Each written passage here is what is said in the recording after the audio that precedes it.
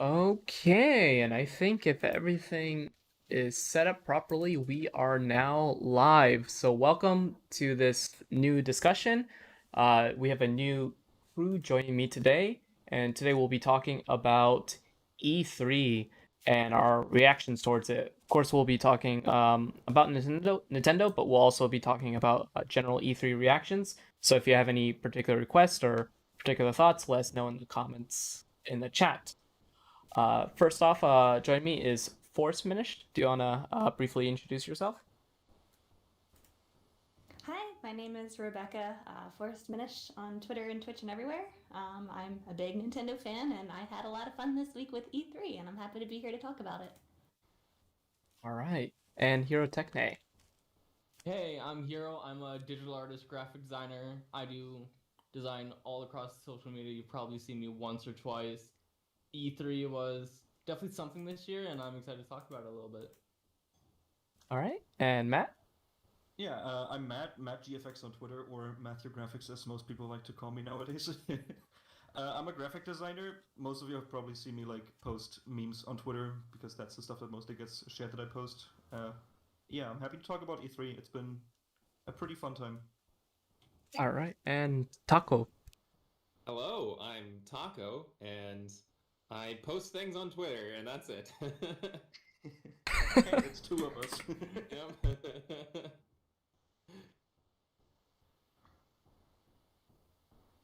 Right. Well, so in general, what were your guys' thoughts on the whole E3, like as a whole?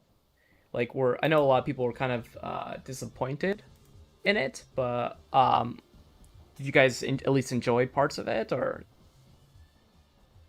Yeah, I'd say it kind of fit what I kind of expected, which was, an E3 that may have snuck up on a few studios, because I don't think even E3 really had a solid plan until maybe the last week. You couldn't even sign up to be, media or an influencer until like the week before, right? Or a few weeks before, I think. But when usually you have, a year's worth of time ahead of time, Oh. I think, being a pandemic year, I think it's about where it was always going to be. But that being said, that doesn't really affect whether something's more exciting or not. So yeah, it was kind of a low key year, but it's still pretty good. It seems like we're having some technical technical issues. Apparently, no one can hear. Yeah, I just tuned into stream a little bit. We're really quiet, but you're like normal volume. Okay, hold on one second. You can scream. I'll start screaming. No, don't. Okay. So I just increased the volume of everyone. How about now? Can you guys try saying something? Hello. Hello, we're testing. Hello. Hi. Is that better? Let's see. I agree with what you were saying with the pandemic leading up to the whole thing, and it kind of made me nervous that even Nintendo show, after all of the first shows during the week were not the most exciting, that Nintendo's would also not be super exciting. They kind of proved it wrong in my opinion, but you're right. I think kind of the pandemic leading up to it is makes a lot of sense why these companies might not have the showing that they normally do. Yeah, I gotta say though, Nintendo, this was probably the most well-rounded direct that they had in years. Disregarding the pandemic as well. The past two directs I remember before the pandemic as well were a little bit so-so, but this was a pretty balanced one, I'd say. Definitely. I agree with that. Yeah. So the other showings. Taco, I don't think anyone heard what you said before. So if Oh, you want to yeah. repeat that. Sure. What did I say? I said, for as far as expectations go, I kind of figured it was going to be, an E3 during the pandemic. They didn't. I feel like E3 probably snuck up on. I mean, first of all, us, but I think it also kind of snuck up on the studios themselves because they didn't even have a solid plan until very close to when E3 would normally start. When you're media or I guess influencers or etc., you usually have a good large chunk of time ahead of time to sign up and make your plans and stuff like that. But they didn't even have sign-ups until a couple weeks before. It seemed all very last second, and so I think that was kind of reflective of the showings from different companies. But with that in mind, I think it was pretty good. But of course, if you're just comparing this E3 to other E3s without the context, I think I can understand why people would be disappointed. But I do agree with everyone else. I think Nintendo was still really good. I was surprised. I was expecting, it to be about on par with all the other different presentations. But, if it was just a direct compared to any other direct, I think that was even one of the better directs. Mm-hmm. Yeah, I think Microsoft and Nintendo probably had the strongest shows. LRG actually had a really good show as well. Oh, yeah, it did. Yeah, it did. I actually really enjoyed. They actually teamed up with Mega 64. Yeah, I love Mega 64. That was great. Yeah. Their E3 collaborations are really good. Yeah, they previously did the one of the Nintendo ones, didn't they? Didn't they do 2 of them? Oh yeah, the Reginator, and then I don't remember the Nintendo World Championship spoof that they made. Well, spoof. It was the Nintendo World Championship, but they made like a parody, like training montage along with Reggie. Right. Yeah, I love that stuff. That sounds great. They're great. Yeah. You can tell that they are just having fun with that kind of stuff, and it's just very entertaining to watch. It makes the E3 like a lot less like businessy than it usually is. Like just someone on stage talking about stuff. Mm-hmm. Helps make it a more casual environment. Yeah, it has that. What is it called? When you have like public access TV, it has that kind of vibe to it, where it's a bunch of guys getting together and with their camcorder and throwing something together. Yeah.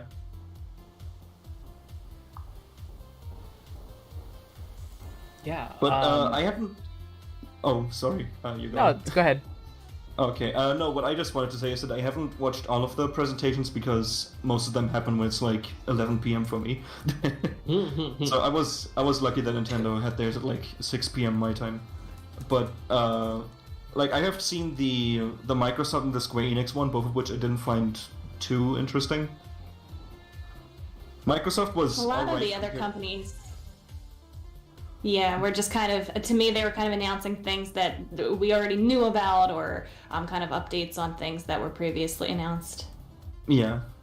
Yeah, that's what kind of just like made it more, like I said, more sterile to me. Like their presentation was just like person talking and nothing really like new or overly exciting was shown. I think, I mean, aside from the fact that there wasn't like a blowout of video games, I mean, I think Microsoft had quite a lot, but in general, there wasn't like a blowout of new video games. Someone pointed out to me that their presentations kind of had to do double duty because there is no show floor, right? So there is no like demoing of games. There is no kind of those. You can't really save anything for the show floor. That would be kind of a lesser exciting announcement, or for like interviews, etc. Right. So when they showed off, for instance, in the Square Enix press conference, they showed off a ton of Guardians of the Galaxy.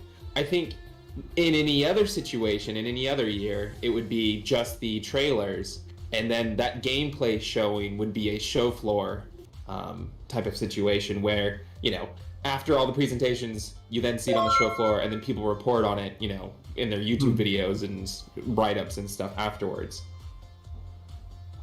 I was kind of hoping with E3 going digital this year that they would kind of take advantage of more demos and things, like kind of taking what they might have put on the show floor and putting out demos for people at home to try. I would have liked to have seen more kind of that hands-on, like, just anybody can, you don't have to go to E3 now that it's digital.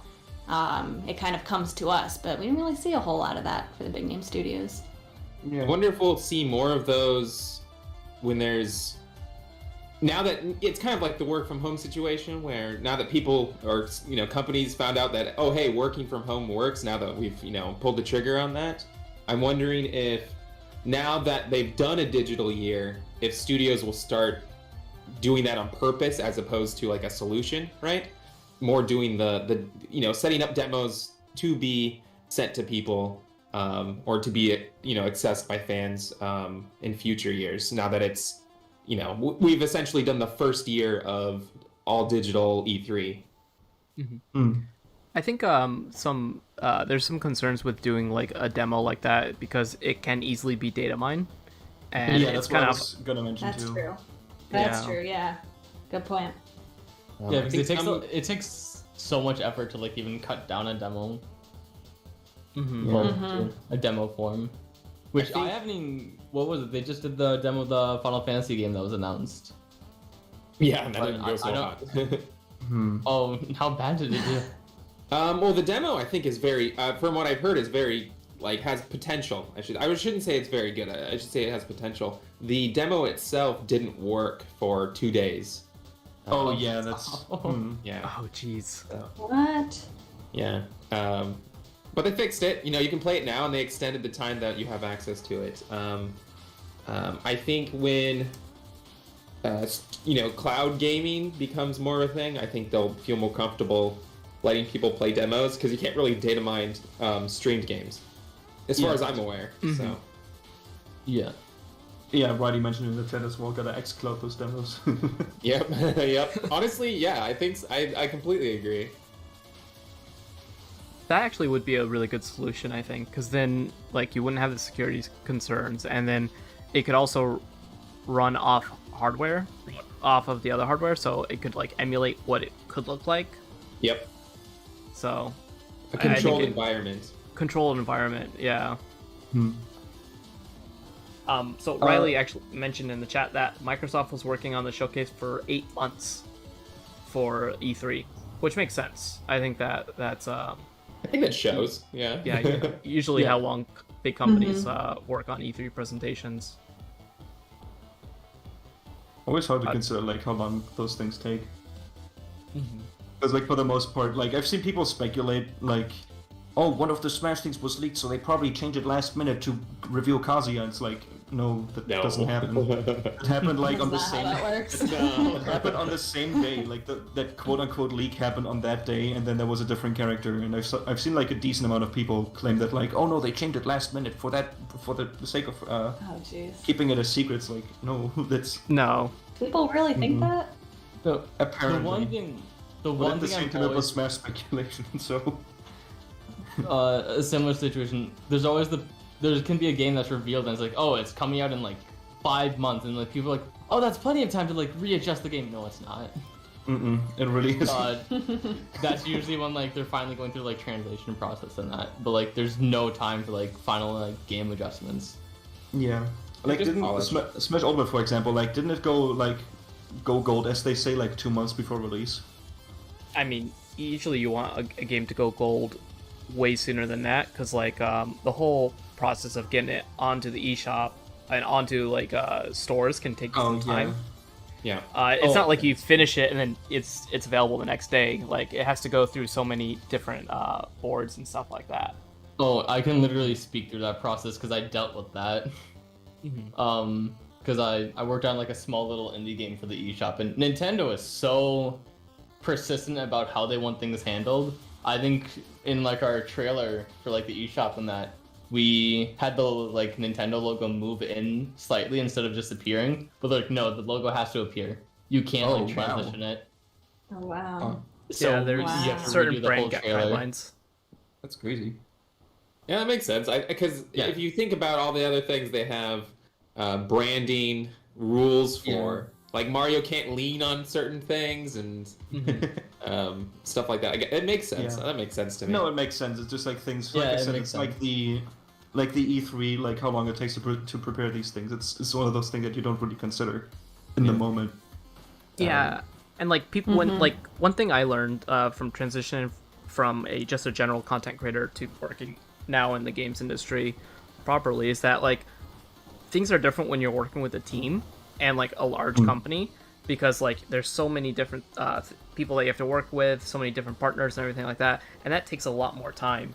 Like being just an individual content creator, random person on Twitter or anything like that, there is no pipeline. It's just like immediately what you think or what you want to create is out there whenever you want. But when you're working with partners and stuff like that, you definitely have to make schedules and get used to getting things out ahead of time, or getting things ready ahead of time, so that way things can be ready in time. It's like a very tight process of like people working together and like keeping up with so many things in mind that like it's not just a thing of like do what you want to do. You have to put so many things in consideration. Approvals. And like this, this is a conversation that popped up at my school a lot, because like I'm currently at like a design school, and a lot of like art students are there who just like think, oh, you're an artist, you can do whatever. And it's like if you want to work with an agency or something, it's like way more restrictive than you think. Mm-hmm. It's not just like be an artist, just draw. No, there's so many guidelines. It's a lot. I know a lot of people were back on the E3 press conference thing. I know a lot of people were disappointed with Capcom, and so I thought I gave a lot of thought. Why they would do a press conference with kind of just updates of things we knew. Like the most they announced really was that they are going to announce Resident Evil 8 DLC later, and then there's like a small announcement of what the like crossover material is with the two Monster Hunter games. Otherwise, it was just kind of refreshing people on things, and I think. Like, first of all, that was, I agree with most people, that was kind of a bummer of a press conference. But I also think companies want that information out, and E3 is a giant platform, right? So, like, they might not have had anything to show, but I don't think they also, they don't have, like, a show floor, so they can't relegate, smaller announcemements to interviews and show floor type things. But also, like, I don't think anyone would pass down the audience that E3 reaches, because you have to remember it is still a bunch of ads, right? So definitely, and I think the reach is way bigger than any other. Like, Nintendo Directs reach a lot of people, but E3 reaches even the most casual gamers, I think. Yeah, there's a Forza fan out there that just now heard about the Monster Hunter crossover material. Like that was only there because they were into Xbox stuff, right? So, like, it's disappointing if you already know the information.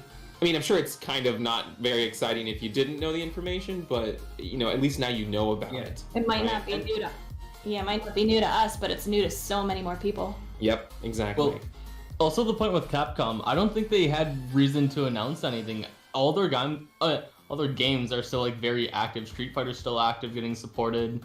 They just released Resident Evil. Devil May Cry is still doing well. Like, all their franchises don't need announcements right now. They're already like striving so well. Oh, for sure. Yeah, like none of them are like really underperforming. But underperforming, that's the wrong word. But like they're not exactly like in the somewhere in like the what the hell is going on with this franchise area, I'd say. Like, all of them are like pretty recent and like decently like spread around and made aware of at the moment. Like, didn't Devil May Cry 5 just get like DLC in December? Yeah, it got like re-released on PlayStation 5, and it got like Virgil added to the game. Yeah, that's what it was, the special edition with Virgil. Also, one thing that Capcom has going against it is that it suffered from a huge data leak this year, which means that anything that they could have shown off might have already been leaked. And so internally, they could be readjusting their plans and trying to figure out, what they're going to do for the next 3 years, because a lot of their, plans and surprises were leaked. So now they need to readjust things. Yeah, that makes sense. Bummer. Yeah, no, it's really bad. Like, and it was a ton of stuff too. It wasn't just like a handful of things. It was like almost all of their plans, wasn't it? It was also personal data that was included. Yeah, that as well. Yeah. Oh, jeez. Bummer. That sucks. It's a hit. Yeah. I think every little thing that I would be disappointed by. I feel like, the anticlimactic reason usually is just it's COVID and it was kind of messy. It's hard to be upset for too. I mean, like, it's fine to be disappointed, but it's hard to be upset for too long, because it's not like, regardless if the presentation was good or not, it's not like more games are going to come out if they waited, right? Like, it's just announcements of games that are going to happen regardless if they get announced or not. So it's just kind of, it is what it is, and next year will be better. And I remember Phil Spencer, I think right when COVID started, said that it wasn't going to be the games of 2020. It wasn't going to be the games of 2020 that got hit the worst. It was going to be the games of 2021 in the future, because the games of 2020 were almost done already. The games of 2021 were like midway development, or early development, when COVID hit. So those are the ones that are going to be like, you can't go in to do motion capture because no one knew what to do. Back when COVID started, no one knew, like, do masks help? Can you be even in the same room? Like, there was all these regulations. You couldn't even show up to work, So this E3, despite the fact that everyone's kind of maybe at a slower pace, but has gotten back on track, despite that, we're seeing the effects of when COVID started finally, if that makes sense. Yeah, I think it makes a lot of sense. It's that ripple effect. Yeah. What I said before we started the live stream was that I mentioned the Summer Game Fest, Jeff Keighley's little funny event that he does before E3 now. What I said was that I thought it was like more interesting to follow than like most of the other presentations, because it was more varied in what they had to show off, like in terms of studios and products overall. Oh yeah, it was like so much. Because they had PlayStation titles in there, Microsoft titles, Bandai Namco was there, all of these different studios. Like, they showed a new Metal Slug, out of all things. Oh yeah, that was great. Yeah. And like, I think little like events like that where it's like multiple publishers coming along to show off their things are more interesting to follow than like standalone E3 presentations for like the different publishers, I think. Because it's like, there's more variety, there's more things that are like coming out quicker, at least from what I can tell. And what did you want to say? I would say it's very curated. It was they were all, no one walked away without something interesting. Yeah. Well, them. like, it's not that it was curated in comparison to E3. It's more so that it was more so curated for the sake of being watched as like a general entertainment thing, not like a press conference. Yeah. Because press conferences generally are like tend to be more sterile and more businessy, as I described it earlier. But like Summer Game Fest is like just meant to be like, hey, here's an announcement, here's games that you can get excited for from all of these different studios, for all of these different platforms. Have fun. That's what it is.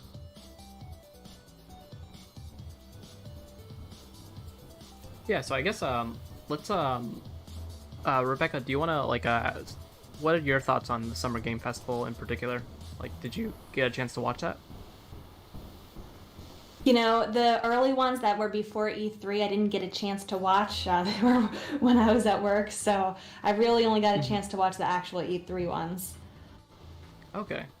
I would say, like, for me personally, like the big thing for Summer Game Festival was it Elden Ring? Yeah, Elden Ring. I was so surprised to see it. Mm-hmm.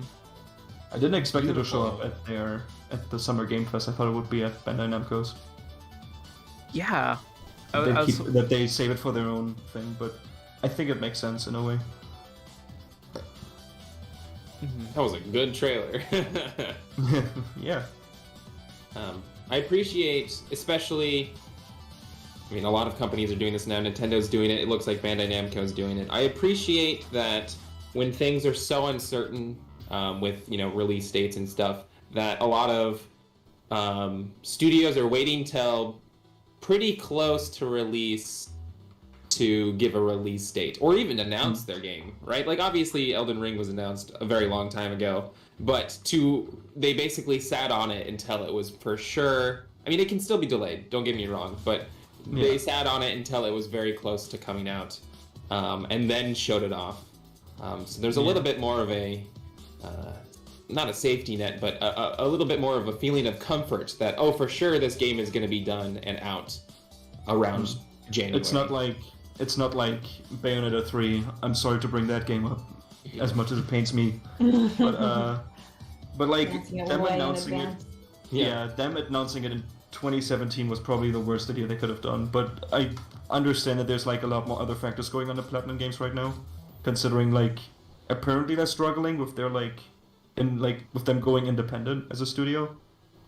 From what I've read, maybe I've heard the things that I've heard are that I've heard things. If that makes sense, I keep hearing people say, I know something's going on, but I can't talk about it in the different, the various podcasts that I listen to. So I have no idea what's going on, but I know something's going on, which is unfortunate, as especially during a pandemic couple of years. I think like what it was, I think, was the fact that they went independent, and their first title was that Wonderful 101 remaster for the Switch, and apparently it did not do well, and really dug into their it really bombed apparently. It didn't have a resurgence, that's for sure. Yeah, that's the sad part. What were you saying, PushDustIn? I think with Bayonetta 3, like when it was first announced, they didn't know who the director was going to be or something like that. Like it wasn't like confirmed. So like, I think I remember reading that somewhere. So like it's hard to say, like, I think that development was kind of always rocky. Yeah, I appreciate that they've gone dark. I know that upsets a lot of people, but just like the Elden Ring thing, I think once they announce it and that it's coming out, people will forget about the time in between, when you actually see the game and the first announcement. Unless, unless it gets delayed or something additionally. Just like with Elden Ring, everyone stops talking about how they haven't seen Elden Ring, right? Now everyone's talking about the actual game. So I think by the time Bayonetta 3 actually gets shown off with like a comfortable release date, I think people will stop worrying. It feels like they announced Bayonetta 3 to go along with the ports of Bayonetta 1 and 2, to not be just like, hey, here's ports and that's all we have to show, like all we have to say about Bayonetta. It feels like hey, we're working on Bayonetta 3. Not sure when it's gonna be out, but we certainly are. Kind of like justification. Well, I don't know. I just want Bayonetta 3. That's the bottom line for me. Riley in chat says, I hope Jeff is able to implement Summer Games Fest into E3 as the opening show in the future. It's a very good idea and platform, although I don't know if the ESA would be as willing to collaborate. I don't know if, this is me talking now, I don't know if Jeff wants to collaborate. They were like arguing publicly. It was kind of a one side. Jeff was having some not sugary things to say about the ESA on Twitter during the beginning of E3. I'm sure times will change, but like anything can happen in the future. But right now, I think they're having a spat at the moment. I don't know if they really need to either. I mean, as long as... Sorry, go ahead. No, sorry. You were already starting my end and I interrupted. Discord delay. No, that's okay. I was going to say I don't know if they really need to, because he seems to time it right around E3 anyway. It feels like it was the start of the show, even though it really wasn't part of E3. True. So we all tuned into it anyway. It felt like it was E3 coverage, like mentioned it as well. It. So it's like kind of tagging along with E3's thunder. Yeah.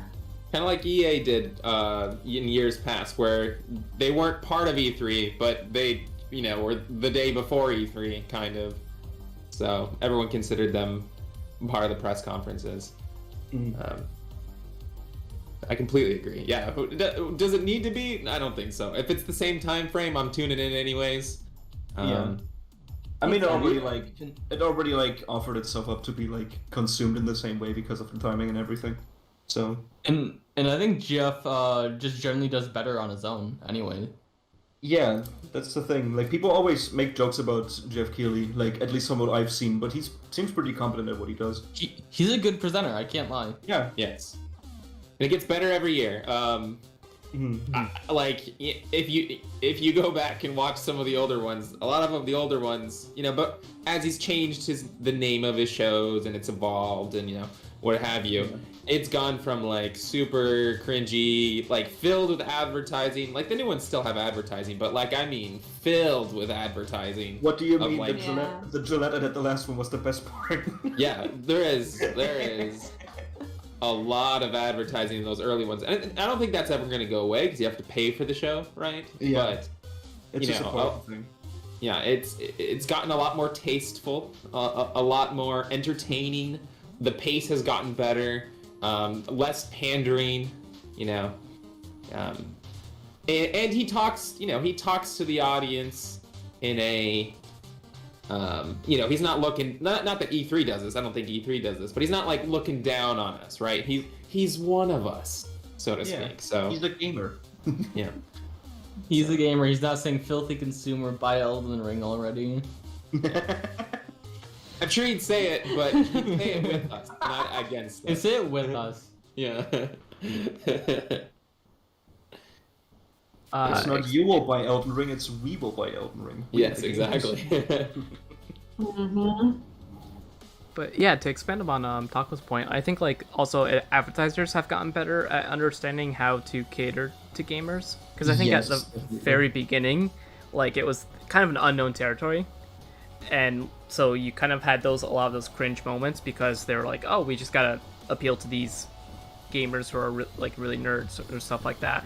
And they just completely fell flat in their face. But I think now it's more mainstream. It's more mainstream. It's more known that regular people, everyone games, so it's not looked down upon or anything anymore. And also the ads that show up feel a lot more the products that are being advertised feel a lot more appropriate for the audience. Yeah, they definitely feel more tailored. Yeah, exactly. Because I remember back in the day, a lot of the advertisements that were made alongside games felt really weirdly out of place and why are these two products being advertised together? What makes me think of video games and cheese strings at the same time? Twitch ads could use some help. They're kind of weird. I don't know if you guys have seen Twitch ads where it's a streamer doing something. Yeah. Those are a little bit awkward. But a lot of mobile game sponsorships too still to this day still feel they're just they don't know how to really incorporate that as not specifically the content creators themselves, but the ones providing the sponsorship feel they don't really know how to make a natural kind of advertisement. For sure. Everyone knows the jokes about the Raid Shadow Legends as sponsorships, but those are easily the most guilty of that whole unnatural kind of scripting. This sounds weird to say, but their ads are getting better. That sounds bad. Ads, we don't want ads to get better, but ads are getting better. They're improving. They feel more naturally fit into the conferences, basically. Yeah, for sure. Does anyone find the irony in watching ads before we watch ads? Yes, That's I really do all this every is. All time. presentations are just ads. That's why I think the Capcom thing, as much of a kind of a bummer it was, makes a lot of sense. It's all ads, No one's gonna. I remember people were upset that for a very brief amount of time when everyone was receiving those boxes of break in case you're excited for Nintendo. everyone was upset that they would hype up an event that might not be that great. And I was like, well, what do you want them to do? Tell you not to be excited? You know, like, they want you to see their ad. They want it to, like, regardless if they have 5 things to show or 2 things to show, they want you to be excited for what they do have because it's an ad, you know? And like, Even as if it, you know, you're right, only if they had 1 or 2 things, they would hype it up. It's the best thing ever. Yeah, exactly. Yeah, like, there's no reason for, like, a company that's, like, trying to do is, like, not be like, guys, this is gonna be garbage, don't watch this, don't get excited. Exactly. Like, what's the... Like, of course they're gonna hype it up. They have to. Yeah. And that's, you know, it's I understand, I'm using, you know, air quotes, I understand, well, I do understand, but, that, you know, we don't want to be disappointed. Like, we don't want Nintendo to, like, you know, over-exaggerate something that might not be that exciting to us.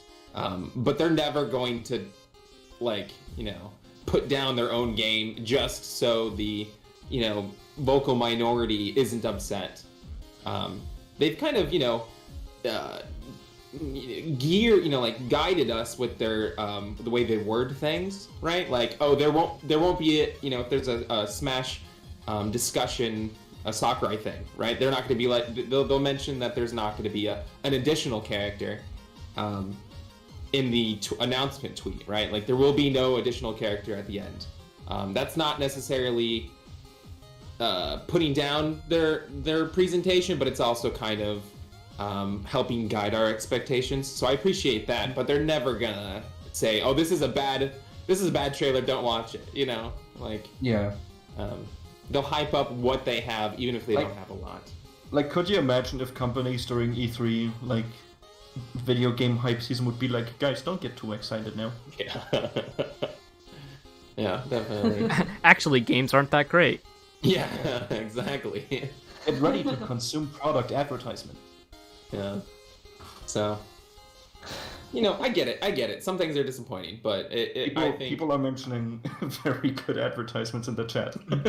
Hang on, Matt, you're mentioning some like Fanta ad. It was some like Spanish Mexican soda. It wasn't even a Fanta. Oh yeah, it wasn't even Fanta. It was like a, I don't want to say knockoff. It was just like It was very called cool. Mirinda. Ah, I oh yeah. pronounced it completely wrong. how do you have that? How do you have that name in your memory bank? Because I was literally just googling Notice it. all the ads that people are talking about are pretty old ads, you know, from the 90s, early 2000s. Yeah, see, that's the thing. They don't do as much fun stuff like that anymore. I remember the Pokemon, where the Pokemon are getting crushed by the buzz, like, they wouldn't do that now. Or, like, That would be little brand guidelines. nostalgia. Have you No, guys ever what seen the Mario Kart Super Circuit ads? Where it's just a bunch of, like, it's specifically the European ones. Oh It's yeah. just a bunch of clips of old people, like, just hurting each other.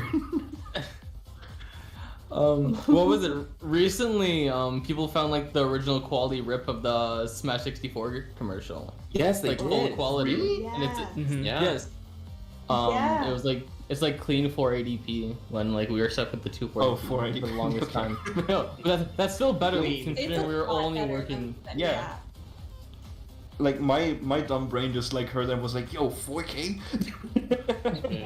I would. It does look good. It looks HD in comparison to what we've, you know, It been looks a lot. What rewatching we've for had 10 for years. so long. Yeah.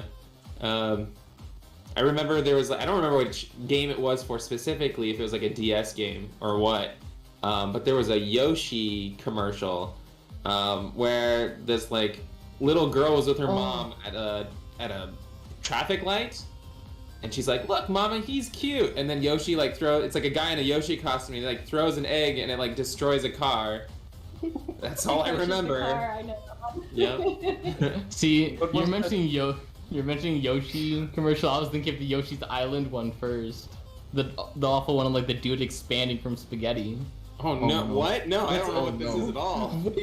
No, Oh, yeah, no. It was a Yoshi's Island commercial, and I think it was for America. I need to find it. It's like, in the whole point of it was like, Yoshi's Island is full to the brim with content, Right. and they're Oh, now I showing it by remember a it, dude, yeah. showing it by a dude eating spaghetti, and then he like blows up at the end. And No. it's literally insane. I'm It's sure, on the like, topic of... really old like commercials and stuff. There was like this really old like was it E3 where they showed off Crash Bandicoot 2 with like the really disturbingly mocapped Crash Bandicoot model. That sounds terrifying. Like, what is it called? It was Something Valley. What's it called when it's like weird and breaks your brain? Uncanny. Uncanny Valley. There you go. Yeah. No, it's just like a very. It wasn't the It's one very with the mascot costume, was it? No, it wasn't the mascot costume. It was like 3D animated. It was like showing off. I think it was either Crash 2 or Crash 3, and they just had like a Crash model like come out of like one of the level exits or whatever, level entrances, and you just I see it. I see it. he flaps his arms like really weirdly and goes on about like, "Whoa, there's new roots level is intense." No. You know the worst thing? His spine is unaligned. I'm looking at it. I'll send a picture. Yeah, like I'll send a picture in his our joints stream just chat. like keep going left and right for no reason. I'll I'm send it in too stream scared to chat real look. quick. Look at this dude. He looks like he's going to his like mom's room. Mom, I just threw up. That is the worst possible still frame you could have gotten from that video. Dude, if you see it animated, it's no better. Everyone in the chat, look up Crash Bandicoot 2 E3 trailer. And I'll send it in the stream chat. If it doesn't go to the Oh, yeah. timestamp, if it isn't at the timestamp, it's supposed to be at 2:27. I'm gonna watch this. I'm almost too scared to look. And I'll send something. I'll send something good in the meantime. I'll send the Smash 64 HD 480p trailer. There you Well, go. let's Yeah, these are it high-quality feels to me movies. like these commercials aren't as good as they used to be. Like we're talking about all these ones that we remember, and I can't tell you any within the past 10 years that were this good. I agree. I completely agree. I feel like game advertising has gotten very. Tame. And I don't mean like when I say clean, I don't mean like like they cleaned up their act. I mean like clean as in nice fonts. Sanitized. It's very sanitized. Yeah, it's very presentable. Very Yeah. not There's more eyes adult, on it but now, so mature. they have to be cleaner. Well, Say what? quote unquote It cleaner. used to be a lot goofier. It's not goofy or Yeah. silly anymore. Mm-mm. Well, like what I'm thinking is the case is that there's just a lot more eyes on it now, so they can't. So I'm pretty sure they just think that they can't go like too overboard with it now. Yeah, they're not like Maybe. geared towards kids anymore, right? Like they're geared towards Basically. everyone, which includes kids, but it's a different concept. And I feel like now kids don't want to be advertised to like they're kids. They want to, seem like they're Yeah. older anyway. So Yeah.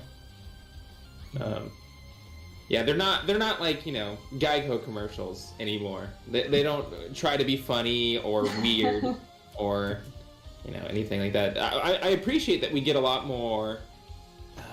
Like you remember the Smash trailer that didn't have any music, so people put music to it. Oh yeah. Like that was really cool. So we're getting some like really high production value trailers on occasion. That or ads. commercial, like even as a commercial, that's just really great. Like I really love the art style of it all. It's Yeah. really nice. There's some Pokemon commercials that are really really cool still, and I mean like the ones you would see on TV. They have like really high production value. I remember the Pokemon Go ads or like trailers and stuff were really cool. Of like the people Yeah. hiking around like in mountains and like just like the Pokemons Oh, being like yeah, those super are cool. impressed with the footage. Yeah. Those are nice. That's not Kirby cussing at people. I don't know if you remember like the really angry American Kirby. Yeah, like it's not Yes. that, but it's it's still good You in a mean, like- different way. Do you also mean like the really old commercials where they like based the ad and like the commercial animation on like the old box art where Kirby was just all white? Yeah. Where they had like Kirby show up with guns and everything to make him look all cool and edgy. Yep. I remember that Because picture. video games are for boys, so Kirby has to be cool. Yeah, where's Kirby's gun ability already? Jesus Christ, Nintendo. He has like a little like cowboy gun as one of his abilities. No, maybe I don't think you ever use it as an ability. I think it's like a mini game thing, but he's had a gun, like an actual gun. Also, Smash, he has Joker's gun. Oh yeah, sure. Oh yeah, there you go. And There's a once Snoop loophole. Dogg gets in Smash, he gets a shotgun. Oh yeah, and Riley's right now. Pokemon has Katy Perry. Mm-hmm. That's I know a lot about Right. Pokemon, and there is no connection. I love it. I love that it exists, but it's I think the only connection between Katy Perry and Pokemon in that song is the fact that the song is called Electric. What a weird collab. I mean, like what's it called? I forget his name. He did Sunflower and Oh yeah, Post Malone. Post Malone. Post Malone. Generally, that was really pretty to watch. Yeah, Yeah, no, the video itself is pretty, but like the lyrics and like the visuals are just like. No, me and friends were joking about it for like literally a solid week. As soon as he mentioned sex, Lugia comes up and it's like, yeah, that's what we're talking about. Oh no. What's really cool about that song is the beginning of it uses one of the it incorporates Pokemon, like one of the towns. I forget which town it is. But it incorporates like the music of Pokemon into the song, into the cover that Post Malone did. So I thought that was really cool. So I kind of thought that's what all of the songs were gonna do, kind of Pokemonifying, classic '90s covers. Yeah, like sampling Pokemon like songs and such to work it into it. Yeah, so I thought that's what it was gonna be, but there is no, like, again, other than Pikachu and Pichu showing up in the music video and the singular word electric being in the song, there is just no connection between.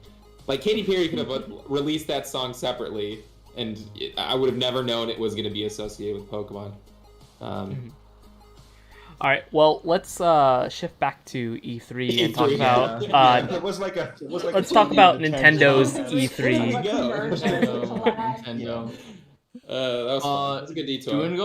Do we want to go through like order of like what actually Yeah, happened? let's go. So let's see. First, we had Kazuya revealed for Smash. Yes. Damn, we could make this whole podcast about this because I could go on about hours of why I love Kazuya and Smash. I love the fact that no one was expecting him. It was another surprise reveal. Moments before we had like about Smash. We had like people were like, oh, Master Chief is in Smash, or Crash is going to be in Smash. There's like a number of rumors, and all of them were wrong. I was so happy about that. They were able to surprise us yet again. That's what I've been enjoying about this DLC cycle. It's that none of the reveals feel like too predictable in a way. It's like, okay, like people predicted, or like quote unquote predicted, the hero from Dragon Quest making in like 2 years ago because of the files that were leaked. Mm-hmm. And yeah, that's like the files were still in game. Right. Yeah, like they had the character folder called Brave, and people were like quick to make the connection there. Code name, yeah. Yeah, the code name for the character, and people made that connection really quickly. But that was like the only time people were able to like safely predict a character coming in. Yeah. Banjo was kind of leaked. Wasn't but, like, also besides that we knew that Yeah. we knew a character from SNK, but we didn't know who it was going to be. Oh yeah, that as well. Yeah. I kind of remember Yes. something And like yeah, that. that's because on Nintendo's UK site for Fighter 4, they accidentally said SNK at the bottom. Oh yeah, I remember that. Yeah. So But we people didn't are know guessing. we didn't know who it was. No, Yeah. I gotta say, people's predictions were literally insane. People were guessing the most out there characters. Like Terry's like their mainstay. Terry's like their big character, In so no matter what. Terry makes the most sense, like out of everyone. I think a lot of times, I was thinking about this, I think it's like 2 days ago. I think a lot of times it's the Smash characters are kind of right in front of our noses, right? Like people are guessing not Terry for SNK when it's obviously Terry, right? But that's kind of like what makes it a surprise in a way where, Terry's right in front of your nose. I think Kazuya, we've gotten kind of in the weeds about how there's rules of like which character can and can't be announced. And so the reason Tekken worked was because Heihachi is a costume. So then everyone just instantly is like, okay, Tekken's completely off the table. It'll never happen because Heihachi got his costume back. But then Tekken shows up, Kazuya shows up. So I think a lot of times, a lot of the announcements have just been, in hindsight, very, very fitting picks that Nintendo would make for Smash. It's almost too obvious, right? It's almost like, of course Tekken would be in Smash, but none of us thought about it because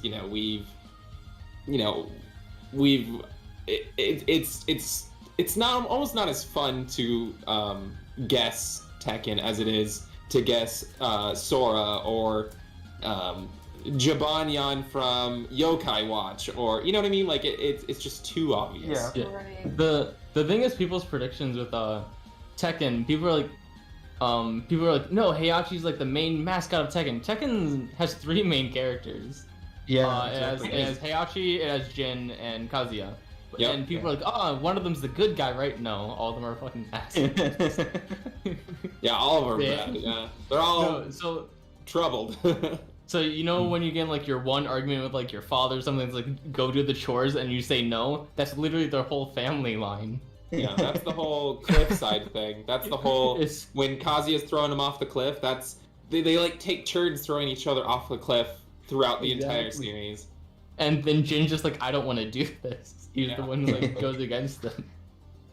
I gotta say that I was surprised at myself for quickly recognizing that it was a Tekken character, like when the trailer began, because like I just saw like the imagery of Ganondorf getting carried away by like a strong statured person. I was like, Yes. Oh, is this a parallel to Heihachi getting thrown off the cliff?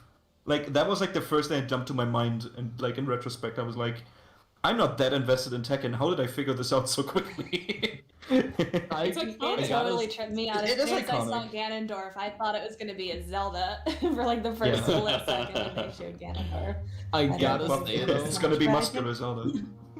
I gotta say though, this is the first Smash trailer that's actually shown someone dead. Like really, Yeah. we kind of got it. It was like a silhouette of someone getting stabbed, whatever. Luigi is like, oh, his ghost gets taken out. Oh, that's so quirky, guys.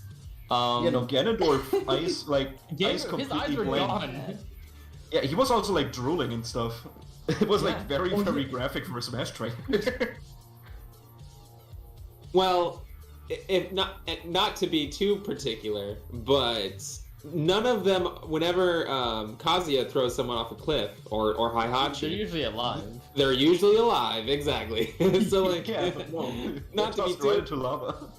Yeah, you never know. You never know if they're the twist is you never know if they're alive or not until the next game and they show back up, right?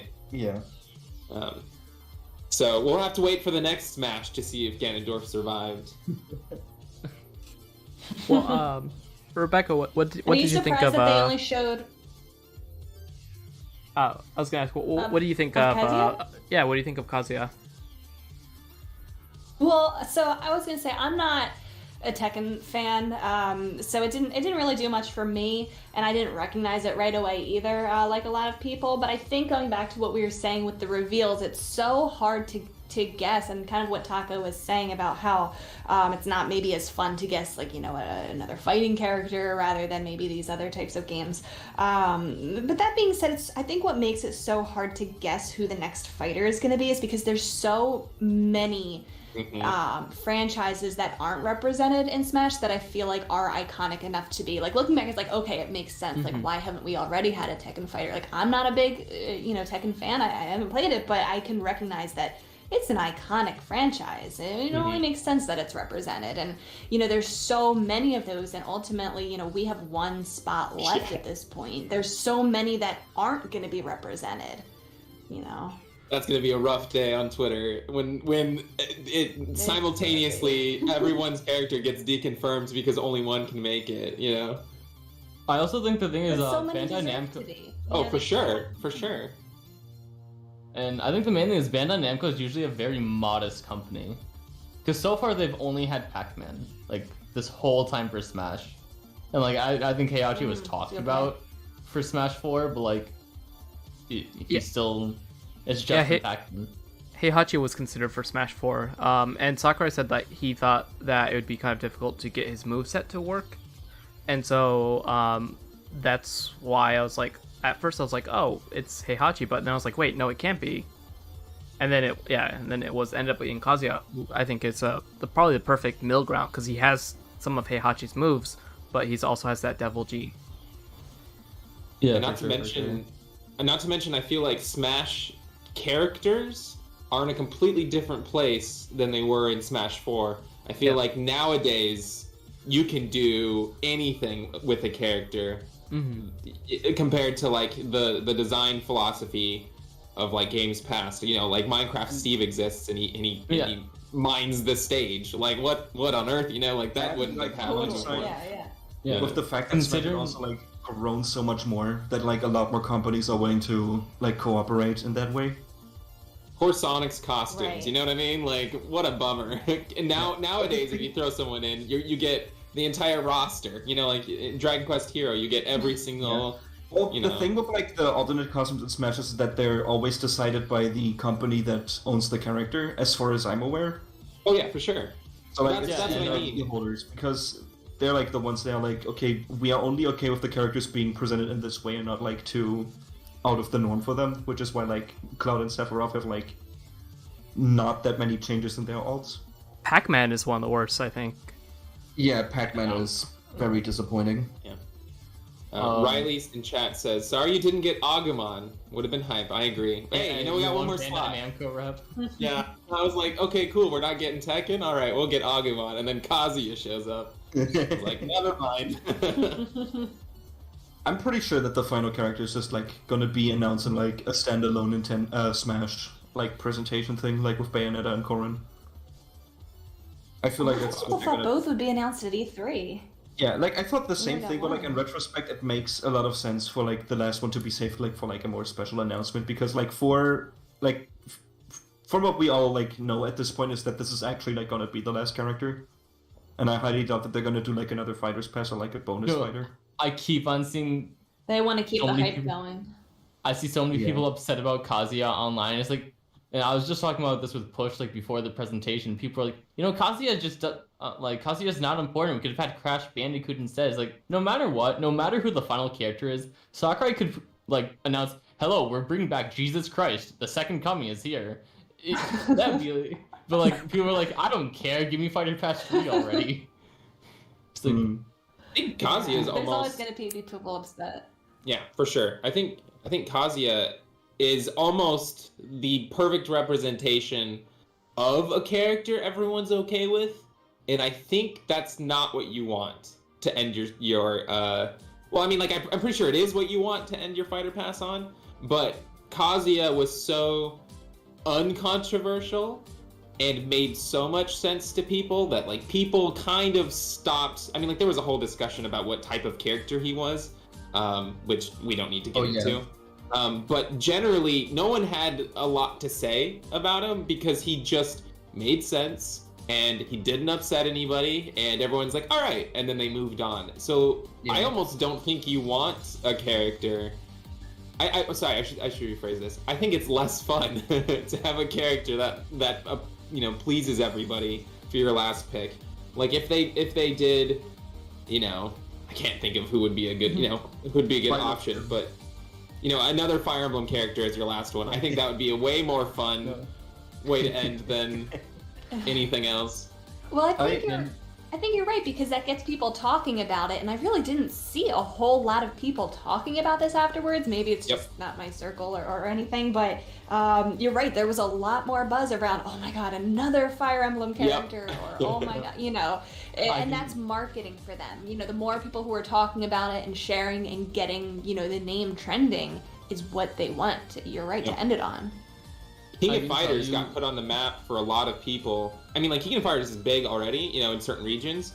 But King of Fighters, people went back and like replayed games and were introduced to the characters. And now that the new King of Fighters is coming out, I see a lot more people talking about it in general than pretty much any previous King of Fighters. But I have not seen people going to discover Tekken. No one is. I think Xenoblade Chronicles 2 went super expensive on Amazon, or no, like it sold out on Amazon, and then like people were reselling it when the Xenoblade Chronicles characters came most recently. There is none of that sort of like discovery of Tekken happening. I think one issue though is that the Switch, correct me if I'm wrong, doesn't have any Tekken. Yeah, the Wii U Yeah, I don't had, think so. like, exclusive Yeah, the Tekken Wii U games, had it, as the I 3DS remember. had it, but the Switch doesn't. So that kind of creates like a barrier, because like as you said, like people were going back and discovering Terry. They had the whole catalog basically on the Switch before he Yeah. was Is it announced. really? Yeah, Well, they had like Cool. the classic ones, but not like I think Yeah, KOF yeah. 13 was like the one that they didn't have, which is like one of the most popular KOF entries. but like the classic ones they had, Yeah, like the classic ones, the most yeah. well-known ones.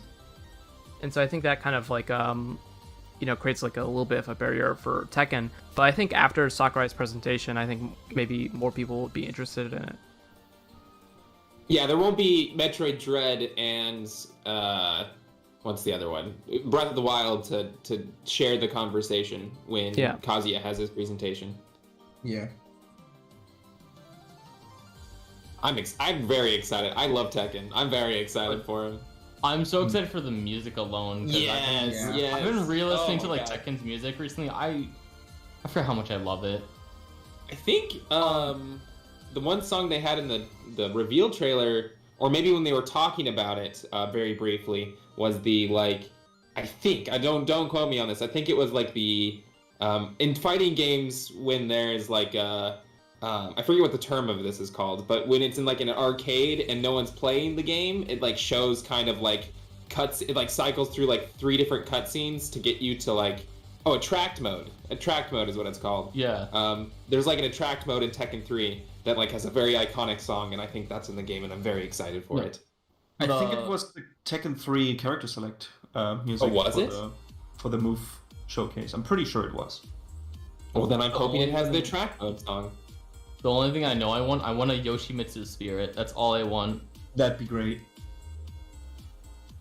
Then we get good old Soul Calibur and Tekken representation. Yeah, I found it. It was the character select theme from Tekken 3. I mean, all those songs are bangers, so I'm very excited for that. No, Tekken music is consistently good. I hope they get the Snoop Dogg songs in.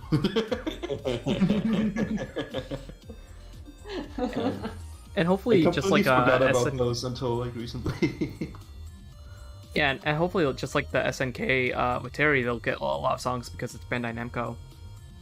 Oh yeah. If it's more than just Tekken and music, I'd be so excited. Oh yeah, Pokken Tournament. Yeah, see, Tekken is on Switch.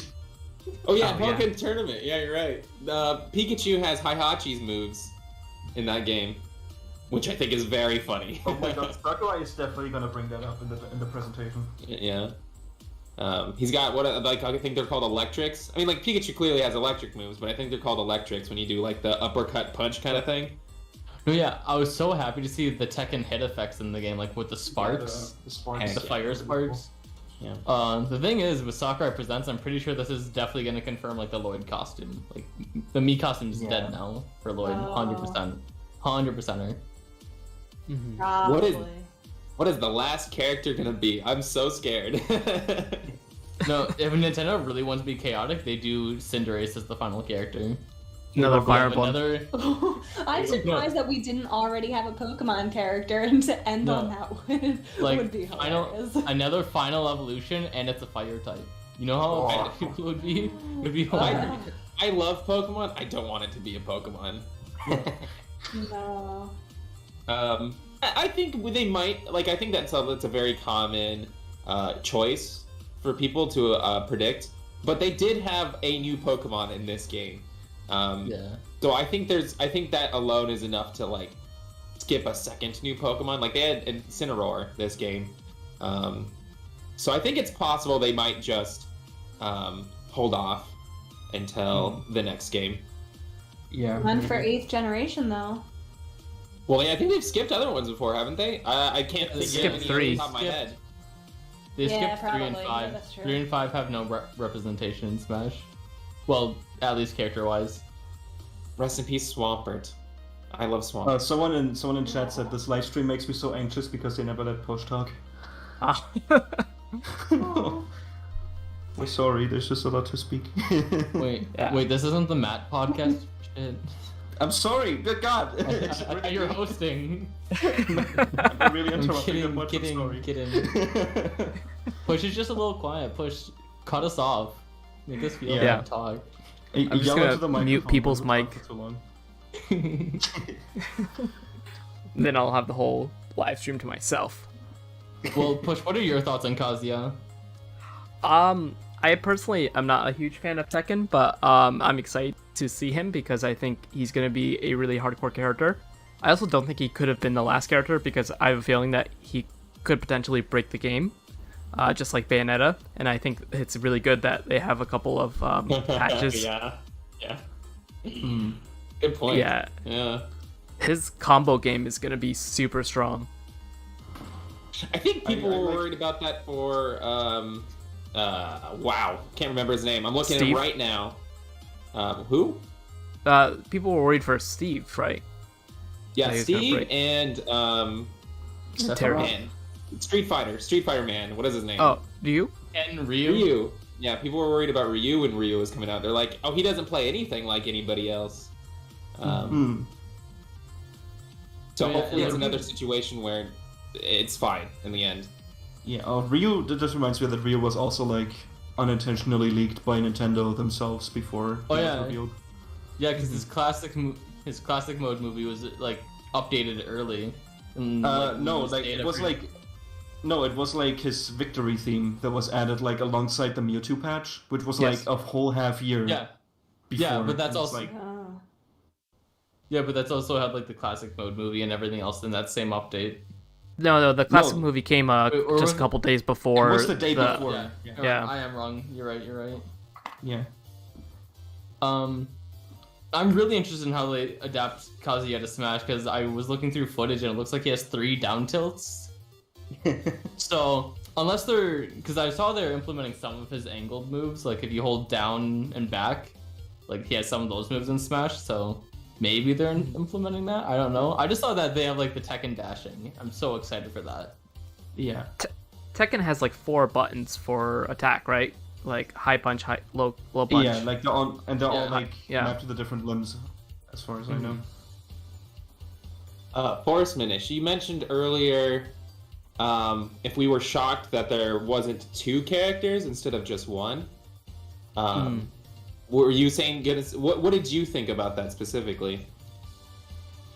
I felt like I was the only person saying that there was probably only going to be one. I saw everybody saying that, oh yeah, they're going to do both, because I think with the precedent of them doing both Hero and Banjo last time that they did E3 Smash reveals, that they had 2. So I guess it makes sense, but I think that, with their last one, they want to keep dragging this out as long as they can. I feel like it brings the hype, if they have like a September, October direct, we would see it somewhere there. Maybe we would see it.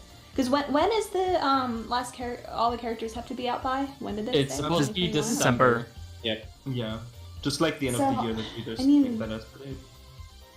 I think they kind of Yeah, I think the timing of it makes sense. Yep, I was gonna say. I think they kind of spoiled that it was only going to be 1 character back when they announced it by saying it'll be out by December, which means assuming it's 1 character at a time, it would line up where somewhere a few months or weeks before December, they show the Yeah. last character and then it's Right. out. Which also helps boost like last second holiday sales. Yeah. Yep. Though I doubt they're gonna like keep us waiting until like October for the final DLC reveal. Yeah, it'll probably be September or October, either or. Hmm. Do you I'm think so they'll put excited. it in its own direct, or do you think it'll be mixed in with another direct? It'll probably like be they're mixed gonna- in. I'd assume. I personally think that it's gonna do like a Smash like presentation for that alone, because it's like the whole precedent of it being like the final Smash character is like really really huge if you look at it like that way. That way. They're gonna want to make a big deal out of it. Yeah, that's what think, I'm thinking. not to be anticlimactic, but I think there isn't going to be, just like with previous Nintendo Directs, I think they'd mix it because it's like a guaranteed make this direct good button, right? So Depends on the I don't character. think... Say what? Depends on the character. Oh yeah, that's fair. That's fair. But it's everyone's kind of light on announcements right now and light on trailers. So I wouldn't be surprised if it was the not that Smash is filler. It's not at all, obviously, but it's a good way to round out a direct if you don't have a lot going on. Yeah. I agree 100% because like I feel like this year's E3 was a lot of content that we probably would have seen last year, or like we would have heard about earlier, and that because of COVID, delaying things, Nintendo was almost like has been kind of radio silent for a long time. Like it had the Mario 35th and it had like occasional updates here and there, but this direct is like the first major. Well, they had the other one, but it was like a major showcase of things that they were showing for the rest of the year. this is the first time that we know several months in advance for a while, and even then we only know up until like December. And so I feel like, you know, we're gonna get another direct or we're gonna get another showcase, and I think Smash will be in that one just because it will help round out that direct, just like Taco was saying. It's The almost main thing shocking. is- Good point. Oh, go ahead. Me? All right. Whoever, yeah, go for it. So the main thing is, whenever a Smash announcement is in a direct, it's always first. I know people always say like, I'm not like pushing on push or anything, but like everyone says, oh, it rounds out the direct. Smash usually always starts. So like, whatever By- presentation this is. By rounding whether out, we they're mean all- make it good, Oh, make the whole yes, presentation good. well, yeah. Yeah. Sometimes I take it literally because whenever I talk to people, they always say round out like as in the end, not like specifically. Oh no. Overall. But either way, that's either gonna set the precedent or like ruin the precedent for some people. And but the thing is, someone's gonna be upset no matter what. Yeah, but then people will And- talk about it, and Yeah. that's good. If they're upset, they'll talk about it, and it works. I feel like if they're gonna mix it in a general direct, I think they're just like gonna put it at the end of the direct to be like, here's the one here's one last thing. Yeah, in And so like it being the cold opener. I think that works for the last character. I wouldn't have been happy if they ended it with the E3 direct. I feel like that would have been a little bit underwhelming, like a one more thing, and then it's Kazuya, just for me. But I could definitely see that being a final thing for the last character. Mm-hmm. Yeah. Yeah, Okay, for that sure. makes sense. Do you guys It's think just a that? question of who that character is gonna be, which is gonna keep me up at night. Do you think the last CG cutscene will even if the character is not a final character? Do you think the last CG cutscene will feel like the end of Smash Ultimate? Like, you know, like party streamers, you know, like everyone's like, it's the end, you know, or like, you know, thanks for watching, you know, that kind of feeling, or you know, they beat Galeem, who's the big bad guy in the game, or I mean, Sephiroth you know, already did that. Yeah, it's the yeah, it's true. Yeah, Galeem's gone. He got But, murked. do you think what I'm saying is, do you think it'll feel after it's said and done? Do you feel like it'll feel like the end, or do you think it'll be like a, you know, I mean- there are a lot of CG trailers where it's just about the character So and that's it. with Corn and Bayonetta, they didn't really do that, but they had the final Smash presentation where Sakurai like literally counted everything in the game. Yeah. I think, you know, Yeah, I know. what you no mean. matter what they do, you know, no matter how far they go, people aren't going to accept that it's the end. So it doesn't matter. Yeah. Yeah. No, Sakurai could like have a 2-hour video where he just says this is the final DLC character over and over and over, and people are like, he blinked at exactly 3 minutes, which implies a third fighter's pass is coming. Exactly. Actually, I really like what Riley said. He said a fall direct, and then with the final Sakurai presents, it's like a final. It's like a final recap on Ultimate. Yeah. See that? I'm gonna miss it. Yeah, I Like, think there's that's gonna. probably how it happens. I'm definitely gonna miss like just the back of the head, like, oh, there's more Smash stuff coming, but at the same time, I'm gonna be glad once like all the discourse around it is over. I'm gonna be so happy for no more speculation. But then people are gonna speculate. Okay, so Super Smash Bros. Ultimate Deluxe is coming next, guys. Please. I really doubt they're gonna port Ultimate over and over and over. There's always going to be more, because then it'll turn into. Yeah, it'll turn into, well, are they just going to port Smash Ultimate to the next console? Or, you know, eventually we're going to talk about, well, when's the next Smash game going to happen? And it'll all start over again. You don't have to worry about the speculation going anywhere. The anniversary collection, 3 Smash games. We're gonna hear that, you know. But yeah, there's more Smash games in the future. You know, they're you know, with Sakurai or not, it'll still keep going. I think the only reason this one's so special is because it's the big one, right? It's the ultimate. And like they yeah. stressed multiple times that this direct is like this Smash game is like impossible to ever like be matched again. Yeah. Which makes it like all the more special. Special old thing. All right. Well, let's go ahead and move on to Metroid Dread. So, Yes. Rebecca, do you want to give your quick thoughts on that? Yeah, so this was, besides Breath of the Wild at the end was one of the highlights for me, because as soon as it came up, Metroid 5, and then I was thinking, oh my gosh, like, are they making this the same project? Because there's, for people who don't know, and people have been talking about it, so maybe more people do know, but that this was a canceled project that they had started long ago. It was originally supposed to be a DS game, and then when the title came up, Metroid Dread, I was like, oh my gosh, they're actually reviving the same project. They're actually still calling it Dread. That was a big moment in the Direct for me. I was really excited about that. I prefer 2D Metroid over 3D, although I like both, so I'm really excited to play this. How about you, Hero? It's basically the same thing, just like Forrest said. This was, I think, originally leaked in an old software list for the DS back in 2005, and then it came up in some Nintendo magazine in 2006, but it's been unheard of since. So like, and Push, you were there with me when it was also announced in Prime. It was an Easter egg. Yeah. When they showed the title of Dread, I was like, it's still alive. And it seemed like this. We've never seen like white besides what is it? The light suit, LED suit. It's one of those names. But seeing like the sleek like white and blue red look, I really dig it. And the funny thing is seeing the ME robots. There's one that literally just looks like the Boston Dynamics like dog. It's literally the same shade of yellow, the same shape and everything. But like, I dig it. It's going for like a more like modern, like technological look. How about you, Matt? It looks great. For me, it was like, I wasn't like super invested in Metroid games up until a few years ago when I finally gave Super Metroid and Fusion a try. And like, I've always like heard people talk about like how the 2D games were like abandoned basically since the GBA. And like, I followed Metroid for a while, and like just seeing a new game come up finally was like, even for me as someone who wasn't super invested in Metroid for the longest time, was like, yo, finally, holy shit. And Taco? I think this is the most people have been talking about Metroid for like the past 15 years. Easily. Yes, it is. I'm very excited. I'm so excited. I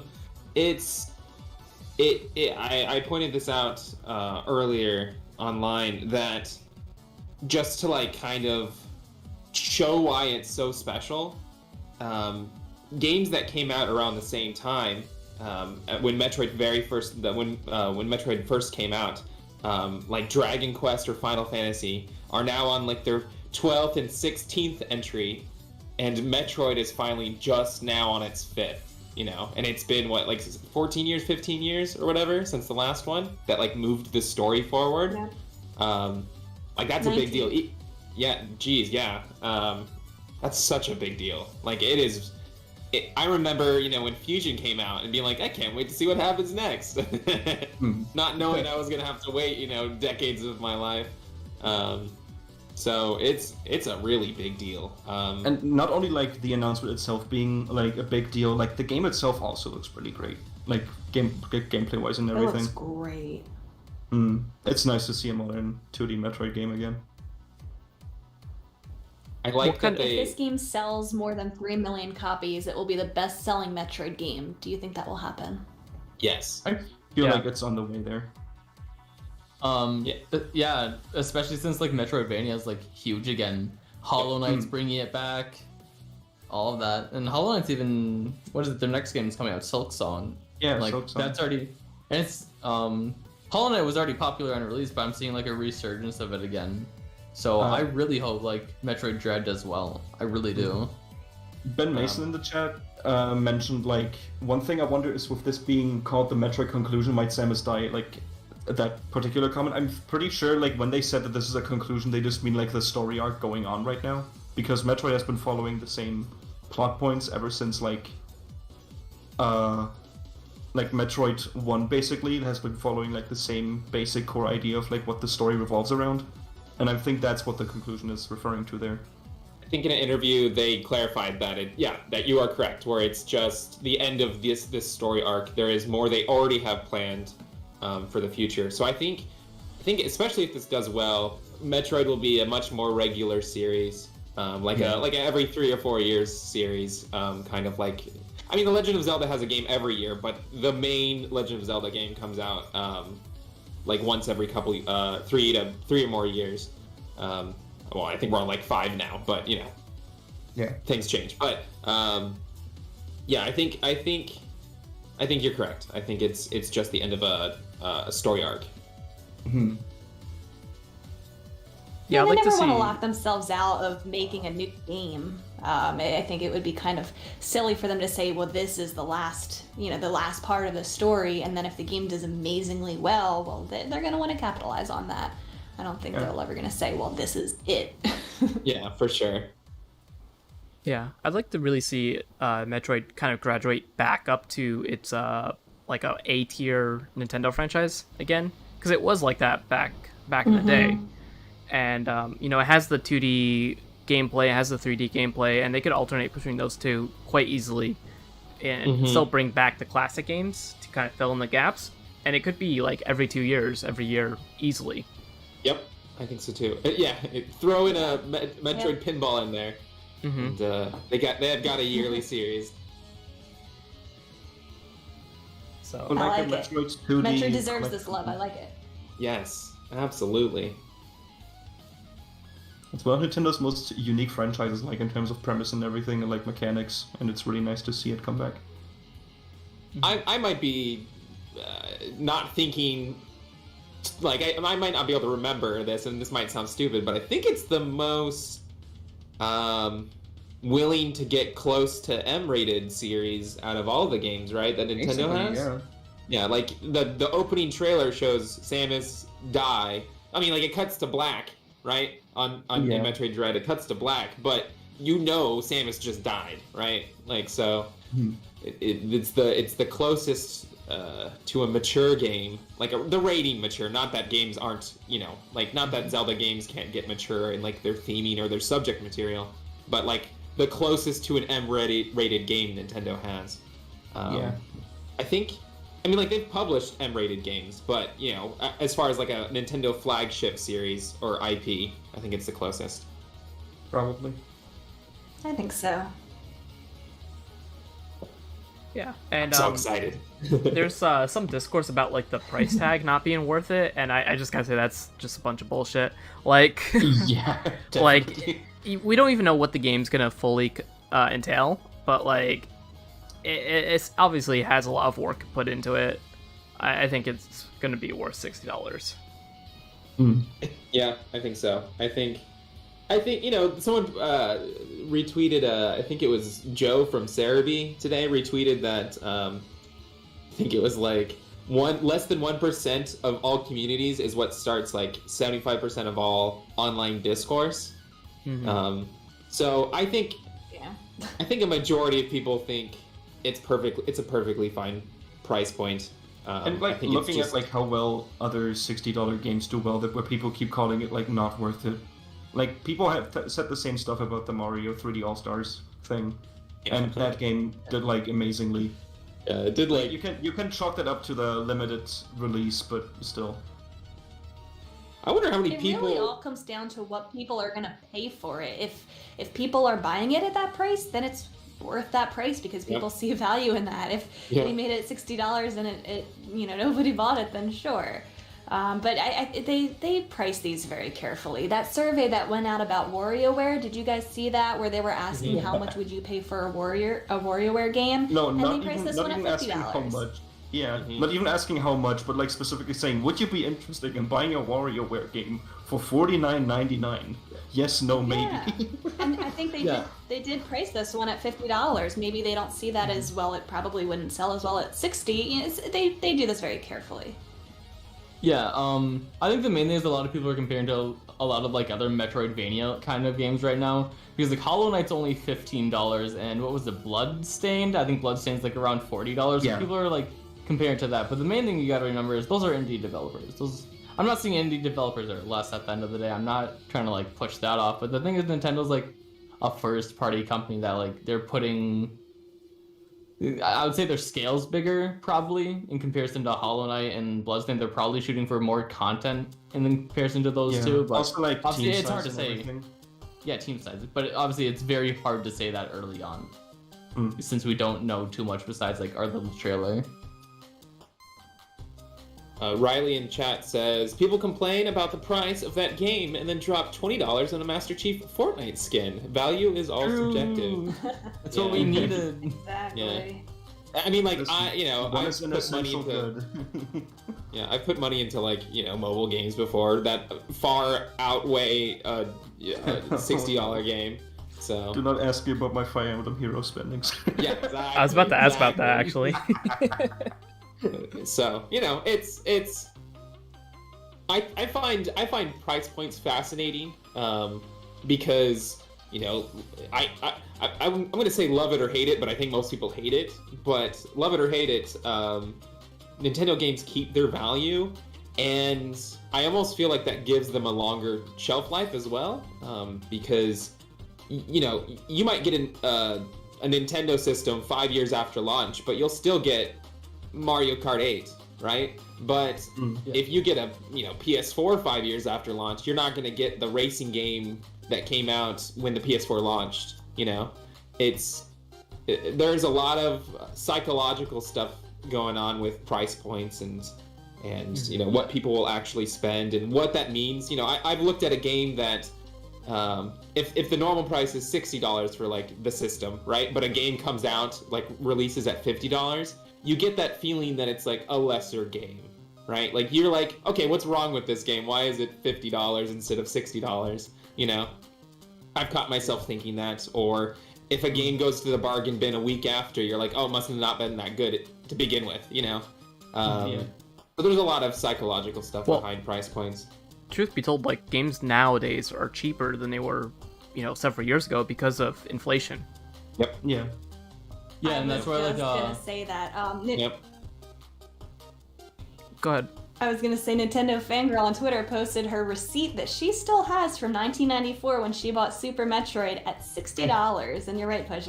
We're so lucky that it hasn't kept up with inflation. That we're still paying around $60 for these AAA games. And game development has gotten way more expensive. Yep. Yeah. Oh yeah. Yeah, And- video games are just now jumping up because PlayStation 5 and like Xbox titles are now being charged at like 70 instead. Yeah. I mean, like, if that is that even like the real price that we spend on games? Because I didn't spend, what is it, $60 on Metroid Dread? I spent like $89.99 or whatever on the collector's edition. So Special edition, yeah. Yeah. So it's not even like it's like all like there's 20 different prices for every single game, So it's such a weird conversation. That means something I can different. understand the argument for like why is this so expensive when it's like a game that is a re-release or like a port or something. Mm-hmm. And like for the most part, like you see ports going around for like 40, 30 dollars and stuff. See, that's the one But that I then- can't back up Nintendo on right now. Skyward Sword. Jeez. Yeah, absolutely not. I'm not gonna buy it. Considering the Wii U sold it for $20. Yeah.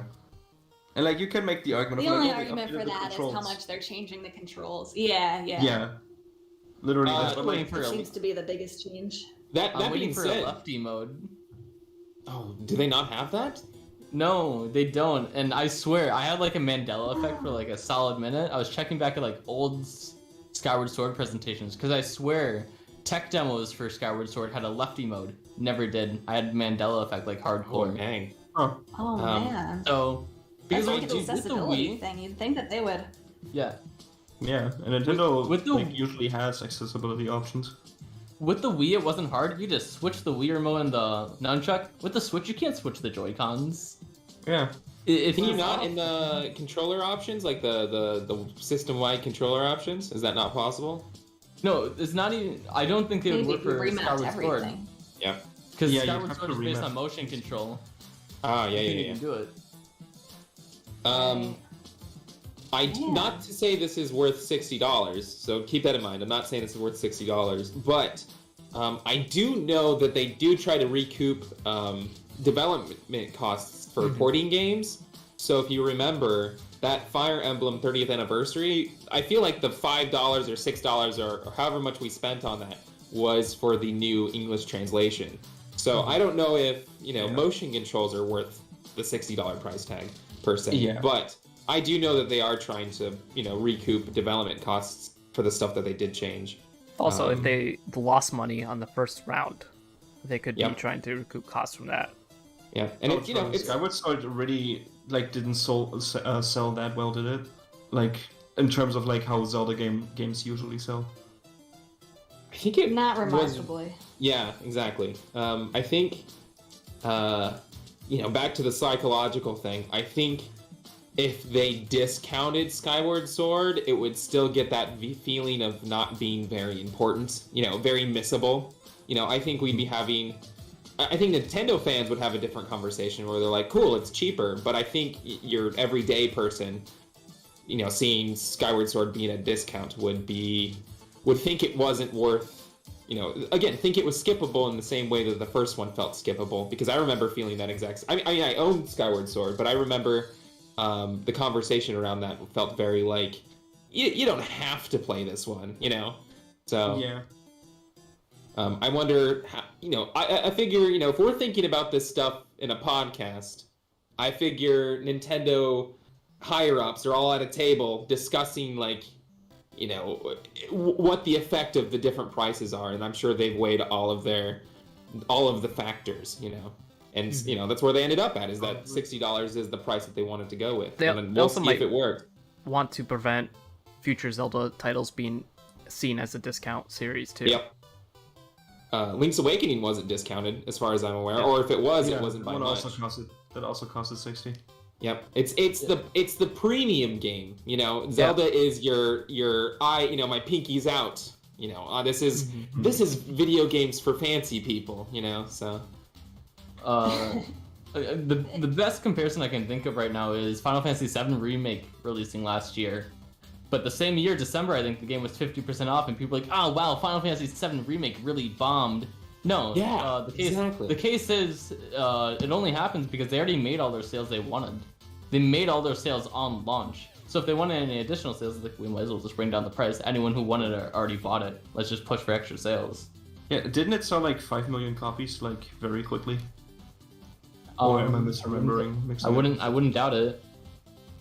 That's a good game. I could talk about that forever. I love that game. Fantastic. Well, actually, let's start talking about Warioware.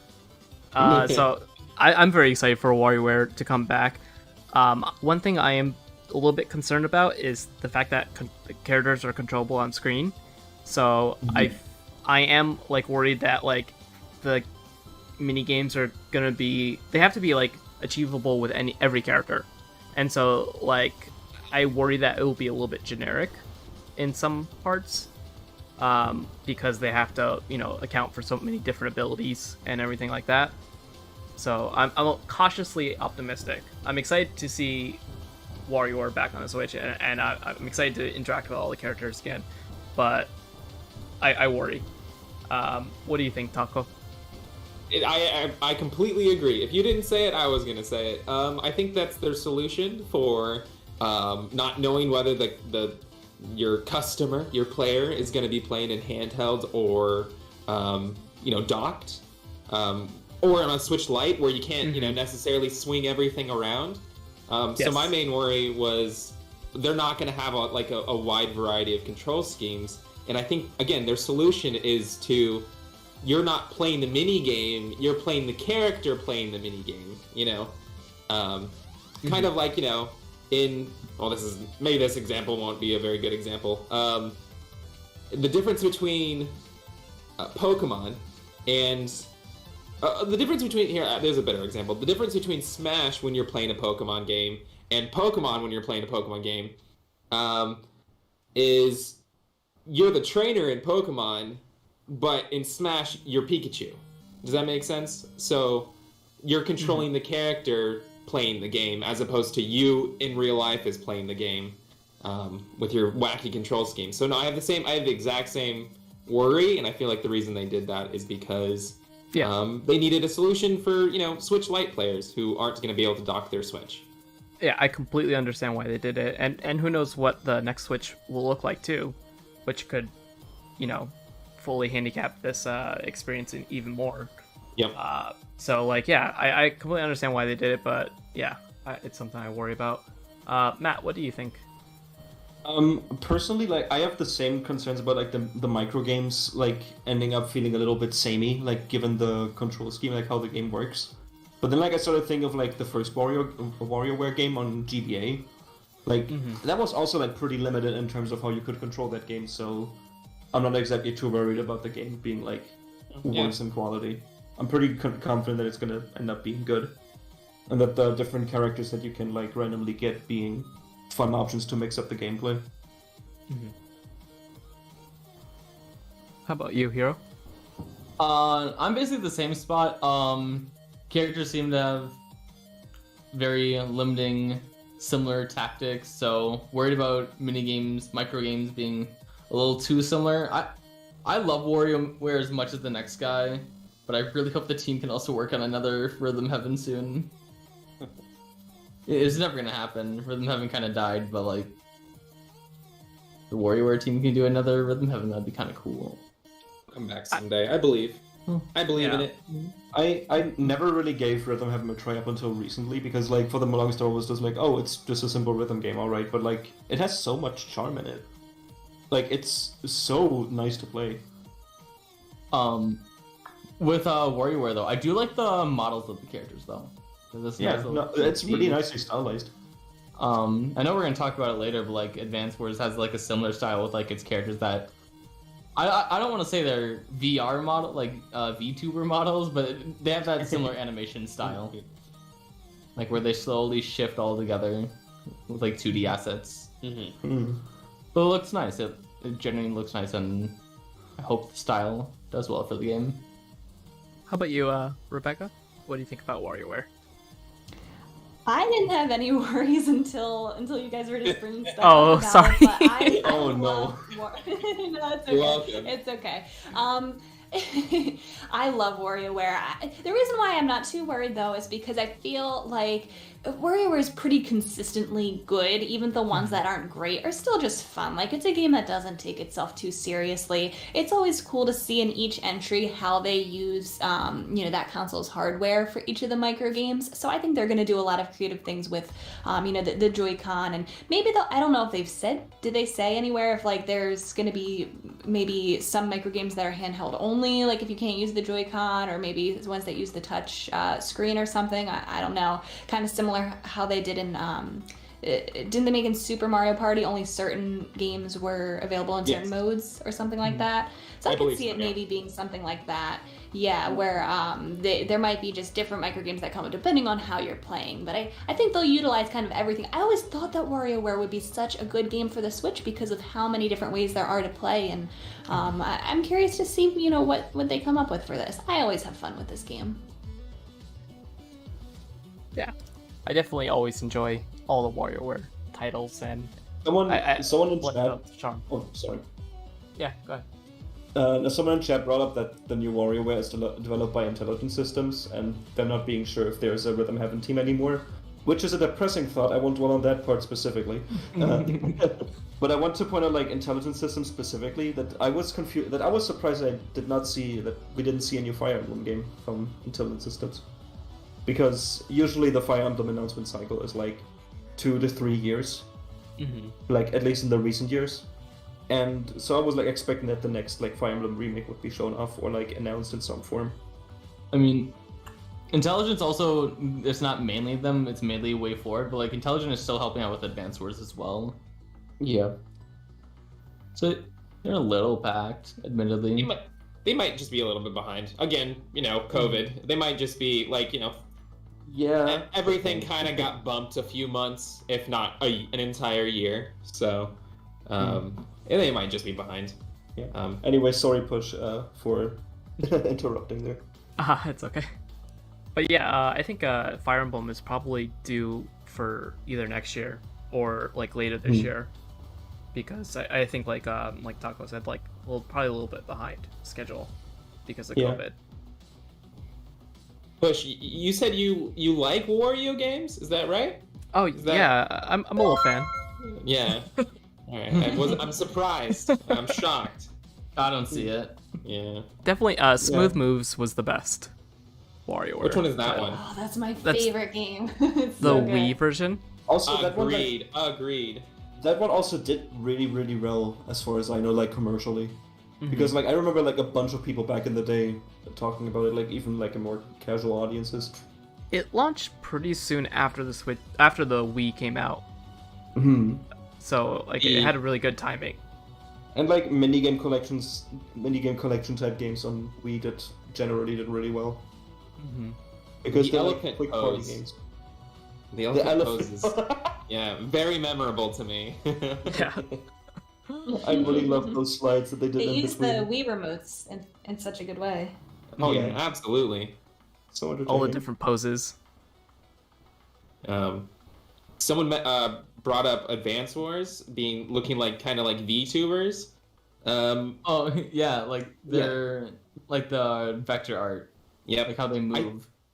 I was thinking about that. I wonder if I think we're turning around. I think we're turning a corner where we're cool at this again. But I think people are kind of hesitant to make pixel art games still, to an extent. Yes, there's still like Sonic Mania, right? There's still indie games that do pixel art, but I think pixel art, unfortunately, comes with a little bit of a Bad rep. bad rep to feel kind of cheap, right? So even though Advance Wars has probably some of the most beautiful pixel art out of many series, I think them making it vector art was more of an appeal to like modern audiences. Yeah. If that's a good thing, I don't know. I'm a big fan of pixel art. I do miss the pixel art. But yeah, Way Forward is really good. So Yeah, the thing is like with pixel art is that people, like general casual audiences, see pixel art and they instantly assume it's like old and dated and not good. Yeah. Yeah, that's why Square's trying to do their whole live 2D thing recently with like Octopath and the Dragon Quest III remake. They're trying to make pixel art like more modern, but also I do think they're beautiful, but also I know some people are like, oh, this kills the whole medium of like spreading because you're not supposed to have this many colors going on screen. You're supposed to keep your palette limited, which they do with their normal sprites, but like obviously the lighting like muddies it up to some people. I love pixel art and sprite art. I wish that more games would have that art style again in a modern way. me too. Me too. I'm not like too well versed in pixel art myself, but like just like generally like the pixel aesthetic, as long as like a pixel grid is kept in mind with like the sprite itself, I don't really like mind if it like goes too overboard with the colors and everything. Like if there's too many colors, of course there has to be like a consistent color palette to make like things look nice. So it's not just like using whatever colors you want, but like the idea of there being too many colors just sounds like a little like, I don't know, I don't get it personally. Like that It's just complaint. different tastes. It's just Yeah, you know, I suppose. it's some people love the restrictions, but even like Shovel Knight, they bent their own rules when appropriate. Like I remember they kept to an NES palette of colors for most of the game, but then there was like one character where they just threw in a gray that they weren't supposed to, and they're like, it still looks good, so they just went with it. So I think it's all, you know, Yeah. it tastes at the time and whoever's working on it. No, but like that's what I mean. Like with games like Octopath Traveler, I think the pixel art there looks gorgeous to me, and like because it's still like still it's pixel pretty. at the end of it. Yeah, it's still uniform. They don't. I think people call them sub-pixels, which is when you like put a pixel inside a pixel that's a different size than the other pixels. Yeah. That's generally, in my opinion, what breaks pixel art. Yeah, you see you see it often in like commercials that are made by non-pixel artists, but it's like pixel art. Or Gauntly animations. Yeah. For anyone confused, The most infamous example of that is the Undertale heart. If you know the heart in Undertale, that the bothers me pixels so are much. they're very thick at the bottom, but they get smaller at the top. That's like that's the best example of sub-pixeling that like anyone should know. That makes you so mad. It bothers me, but I understand that there's like an artistic intent behind it, but just personally, I just like see it. I noticed it years ago, and it has bothered me since. No, this is the one thing that always bothers people. If you look at the G in Google, it's not a perfect circle. Oh no, I'm about to look right now. I'm gonna go look right now. And I'm gonna ruin my life by doing this. oh my God. It doesn't. Oh, I see what you mean. yeah, it's not a perfect circle. What? What is? Insert what- that picture of You're Mario ruining crying it. on the stairs.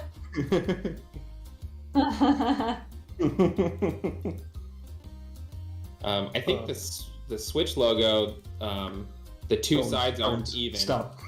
No, it's true. They aren't. Look at it. Like They they're weighted aren't, differently. yeah. Sorry. Your hotbar at the top of Chrome, the blue is thicker 1 pixel on the top. Why are we doing Let's this? send Why you- are we doing Yeah, this? yeah, Why let's- are we doing let's, this? let's get back to Advance Wars.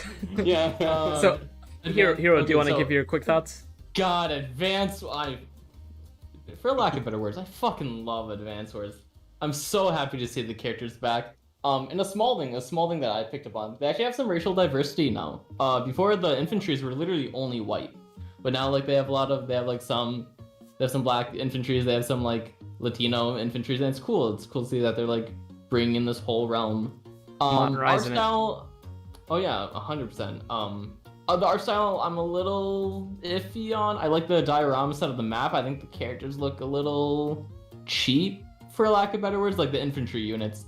I think the character designs are still beautiful. They've changed them up a little to bring them to a more slightly modern age. But overall, I'm excited. I'm happy to see Advance Wars back, and hopefully this can be the return of other Game Boy Advance titles. How about you, Matt? Yeah, no. As someone who like only played a little bit of Advance Wars on the GBA, this is really nice to see. Like I saw like the logo show up, or like I recognized like some of the like designs, like being the infantries and stuff, and I was like, "Is this Advance Wars?" And they showed the logo, and I just screamed. It's like not even like from a like personal like emotional attachment to the series, but just like seeing like them, like generally they have revived so many like older like lesser, like just gonna call it lesser franchises in this direct specifically, and that just makes me really happy to see them give them attention again. Yeah, I think like Nintendo is really smart because like they have their big franchises, but now they're trying to also, I think, increase the appeal Yeah. of their other franchises, the ones that get ignored quite often. Yeah. And I think it's a good strategy because it's a lot of these games do deserve love. And like the Switch is perfect for it as well, given Yeah. the like how successful it's been. So they can like they have a lot of funds now, so they can put more money into like other franchises. and I gotta say, I yeah, love the title though. Title's so clever. Reboot Camp, yeah. It's Yeah. so good. That is good. yeah, Mutation Corno is exactly right. We need F-Zero back. Yeah, definitely. It'll happen. I Yeah. feel like nothing ever dies. It might take 20 years to come out with the next one, but nothing ever dies. They, I mean, yeah, you know, it's been 20 years since the last one. yeah. Punch Out. I remember when Punch Out for the Wii, the Super Punch Out, or whatever it's called, the Wii one. I remember people having the same types of conversations as we're having right now about Advance Wars, where we're like, oh, good, they're bringing them back, So I don't think anything ever fully dies. I mean, maybe some of the NES outings, Time Twist. are a little bit. Say what? Time Twist. It hasn't come back yet. Oh, I've never even heard of that. So yeah, exactly. Like incredibly old ones when they were just kind of throwing stuff at the wall might have a less of a chance of coming back. But I think anything that had a couple sequels or a nice cult following or was loved in any way, whether or not it sold well or not, I think always has a chance of coming back eventually for at least another shot when the climate's right. Fingers But yeah, crossed for Earthbound. Look for Yeah. Time Twist if you I don't think- know about it. It involves time travel and Hitler, and it's made by Nintendo. So enjoy. What? Thanks.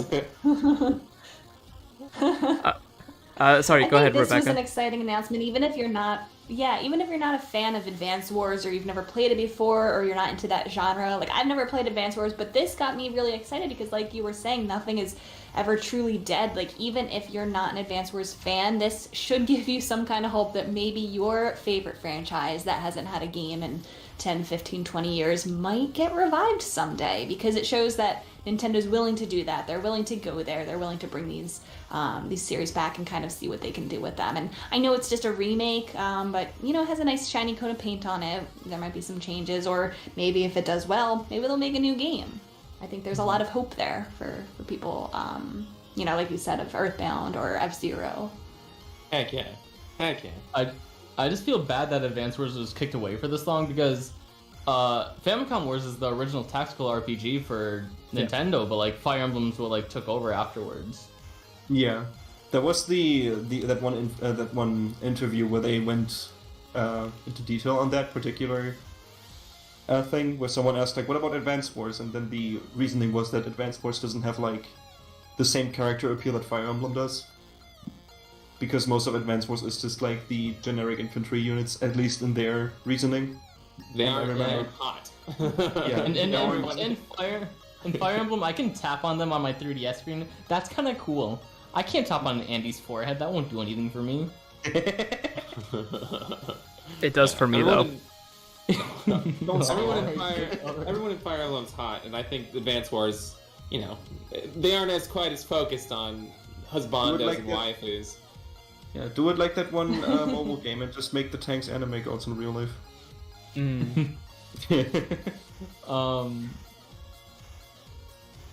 Psycho, is there anything you want to throw on about Advance Wars? I like that it seems like the GBA generation is finally having its like nostalgia phase. You know, Metroid Dread's kind of got that Metroid Fusion vibe. You know, we got Advance Wars.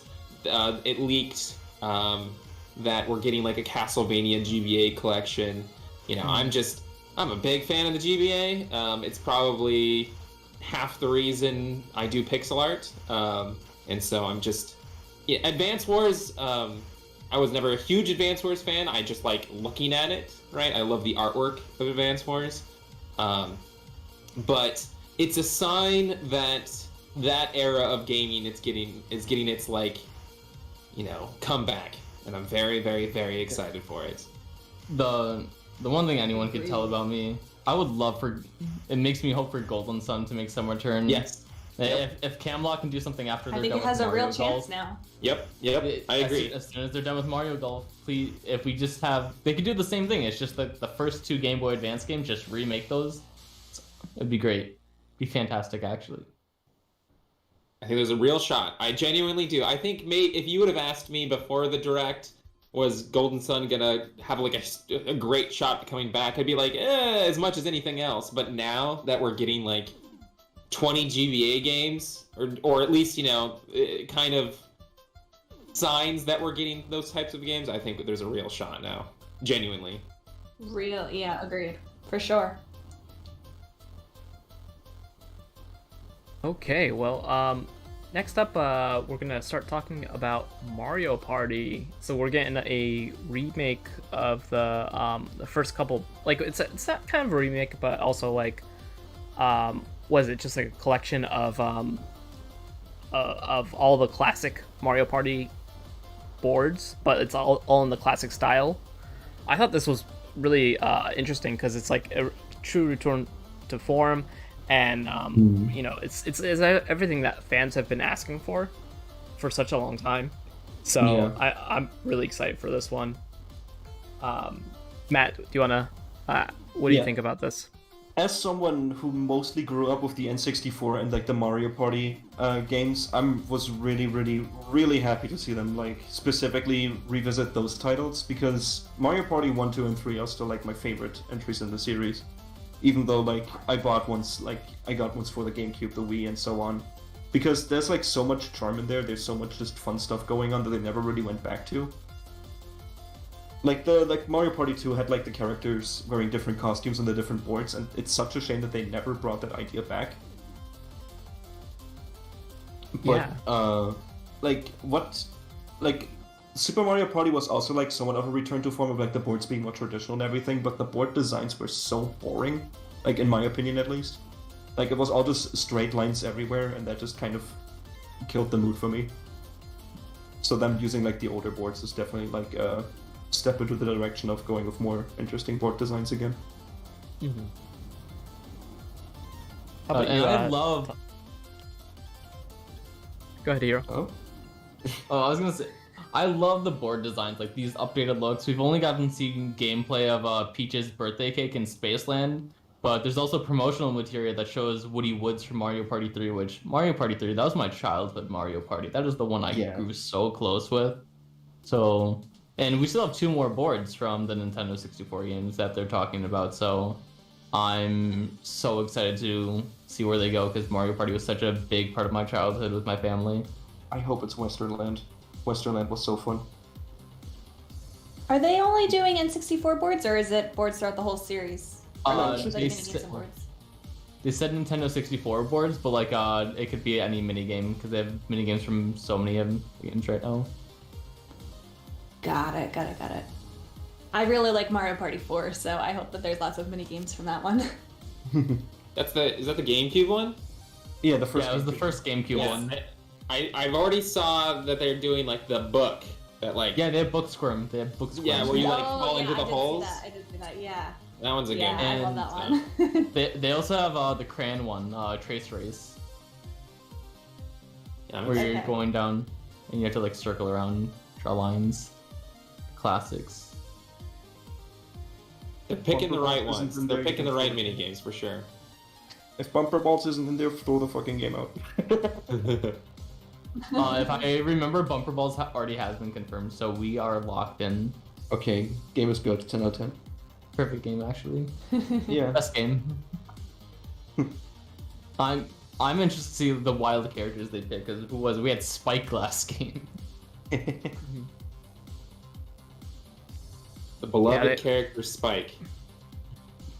What a always- classic. Always got to pick a random enemy to like upgrade. Yeah. I'm excited. This is a kind of an odd way to think about it, but I'm excited to have kind of a consolidated experience, where, like, yes, in theory, it's really cool to have a ton of different Mario Party games in your collection, right? But this seems like the perfect Mario Party to, like, as a go-to when you have people over, to get the best of like all Mario Party games, right? It's kind of like the feeling of getting it quite literally is a collection, but it's kind of the feeling of getting like, the Mario 3D All-Stars pack, where, you get 3 games in one, and it's kind of nice just to have them ready on your most updated console for when you feel like playing them, right? So it's kind of nice just to have a Mario Party that's all Mario Parties, ready when you have people over or whatever. Because I play Mario Party maybe twice a year, maybe once a year, honestly. After I first buy it, I'll play it for like a week, and then I don't touch it until people are over, and that just happens to be what everyone wants to do. So it's nice to kind of have it's kind of like a center point, right? It's like the go-to that's the best of all Mario Parties. And yeah, I'm excited for the online play and being able to pause games and everything. It seems like it's all good quality of life updates that I kind of wish were originally in Super Mario Party, but I'm glad that they're finally here. Yep, for sure. It's like the smallest thing in the world, but I'm so happy to see Chance Time and the Koopa Bank back. Like 2 like just iconic mechanics from like the original games. Yeah. You think we'll get costumes and hats?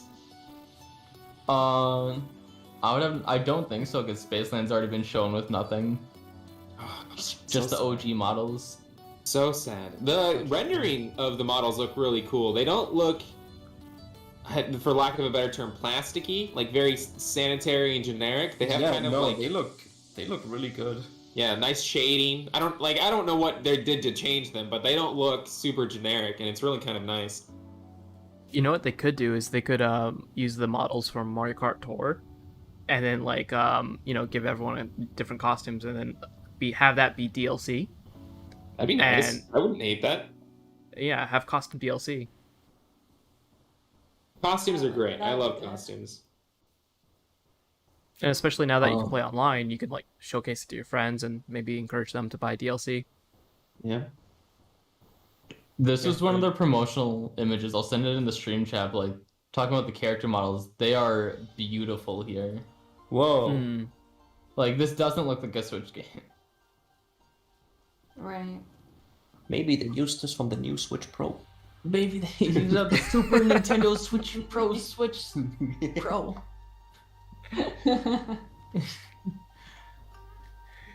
Well, the next game is another title that I'm actually really excited for, and that's Monkey Ball 1 and 2. Oh, I yes. I am so excited for that. And Deluxe, and Deluxe. And Deluxe, yes. Then like 2 boards it adds. And it's priced really competitively. It's a really good price. $40 is insane. Yeah. So now I know I was talking about it a little bit earlier. I worked on a little indie game for the Switch that's literally in the same vein as Monkey Ball. So like seeing Monkey Ball officially make its return, I'm so excited about. But they stole one thing from my game. They stole one thing. So and if you know Monkey Ball Banana Blitz, you can jump in that game. And they're adding that as a separate mode in this new Monkey Ball game, which is the same thing that I had. But anyways, besides that, I'm excited for Monkey Ball, and they've announced DLC for like the classic costumes to come back. So seeing classic designs of Ai come back, and even like fake classic designs of the new Monkey Ball characters, I'm so excited to see it all together. How about does anyone else have any thoughts about Monkey Ball? I only ever got to play I've Monkey actually Ball never like played a Monkey Ball game before. yeah, Go I ahead, Hero. like my experience with Monkey Ball was my dad accidentally rented the game for me because I didn't know which game I wanted, and I played it for like 2 days, and it was like, oh, this is fun, and then I had to give it back again. Again, with the whole, like, I'm very excited for the GameCube GBA era to come back. It's a collection of, I think it has a GBA game, and it has the GameCube games. Very excited for it. Mhm. Again, just, it's nice to have a collection, right, that has everything in there, so you can just grab that as opposed to hooking up, various different consoles. I still love playing on original hardware, but it's nice to have kind of a consolidated experience. Just one game that has all of them. From what I know, I think it's just the first 3 games. I wish it was the Game Boy Advance courses as well, though. It doesn't have that in there? No. It has Monkey Ball 1, 2, and Deluxe in it for boards, I think. But now it makes me interested if they're gonna bring back the story mode of 2. Because that had like Dr. Bad Boon. I'm looking this up right now. I'm super You bummed. made that name up. I refuse to believe. No, Dr. Bad Boon is his name, and he talks backwards. It's so inspired.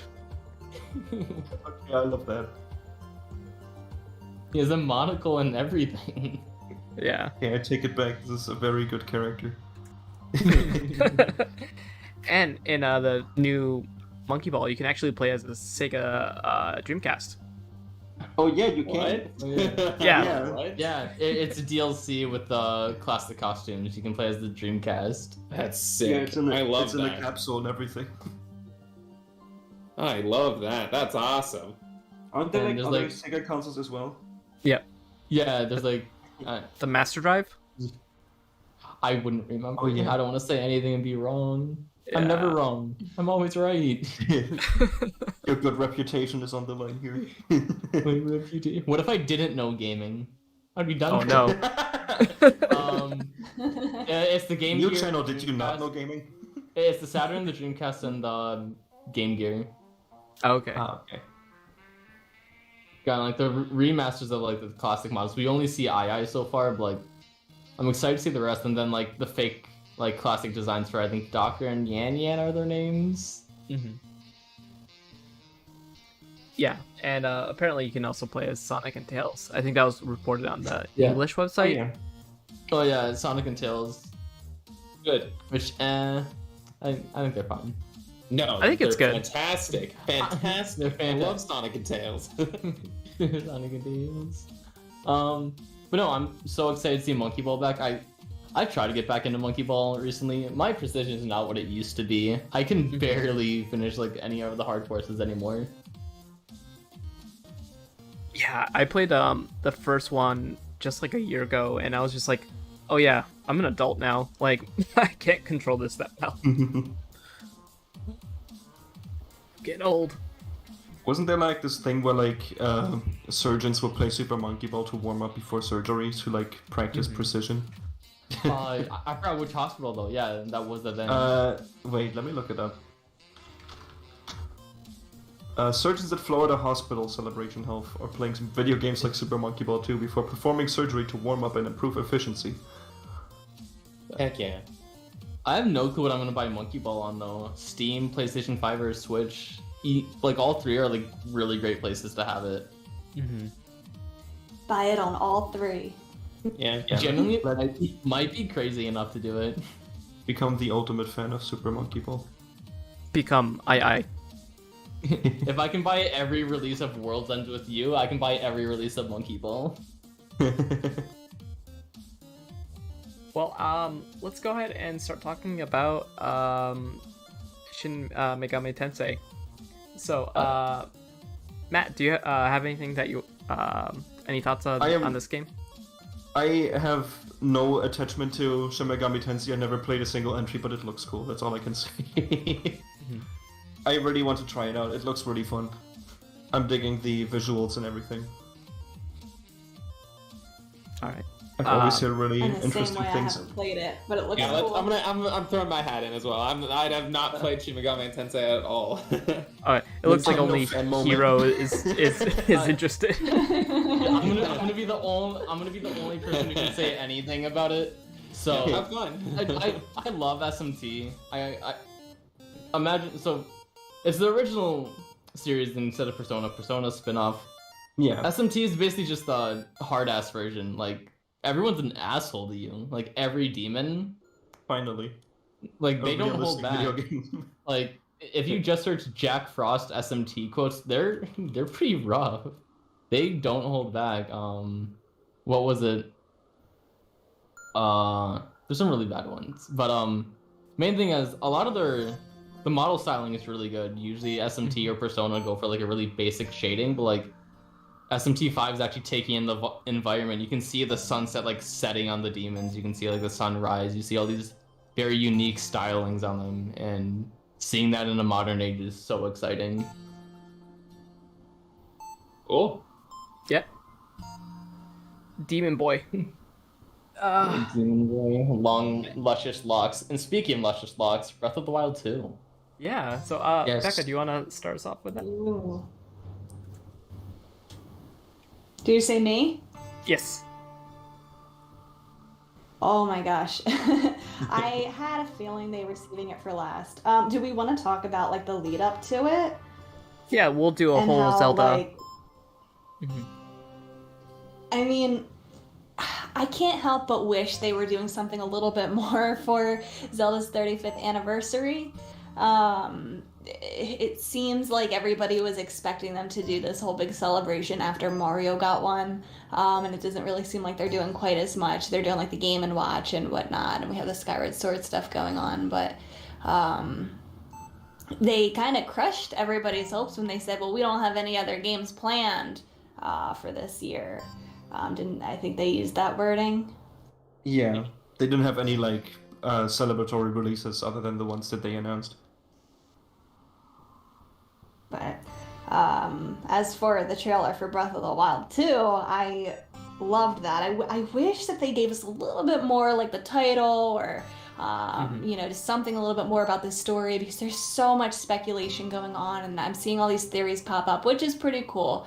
You know, to kind of see everybody picking apart the trailer, and I've watched it so many times, and so many theories. I just want to know more. Yeah.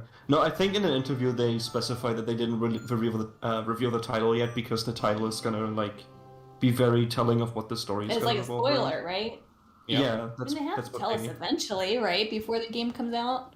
Yeah, Yeah. I think it'll be more representative of what the game's about. You know, like every other Yeah. title. You know, And, like, Majora's right Mask.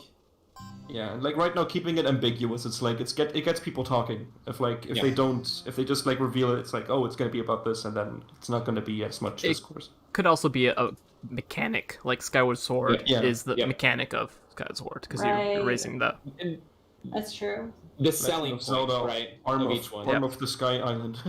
Yeah. I imagine the reason it's a spoiler is because this is a sequel game, right? So, with enough lead-in time to think about it, you can kind of piece together what the game's going to be about based on the first game. Because this was originally supposed to be DLC for the first game. They just had so many ideas that they spinned it off into its own sequel game. So I imagine whatever the title is, you're going to be able to look back at the first game and piece together what, a large portion, maybe not a large portion, but get a good idea of what the game's going to be about. So I imagine that's why they're keeping it kind of under wraps. Yeah. Yep. Very exciting. Very Very exciting. Travel. Do I think what? If there's gonna be like time travel. Time travel. Everybody's talking about the time travel. Hope not. I have a mean, lot is of ev- thoughts. You don't want time travel? Everyone that. got hyped up about Age of Calamity, but then Nintendo slowly rolled out, yeah, this isn't canon to Breath of the Wild, and then everyone was screaming about it. So, I think people have like expectations set to that now. Well, not like about like they're expecting a story like in the similar line of like Age of Calamity, but being canon. Yeah, I don't think they're gonna let us play as Ganon. They've been historically like it's always Link, Zelda, and Ganon in the same roles.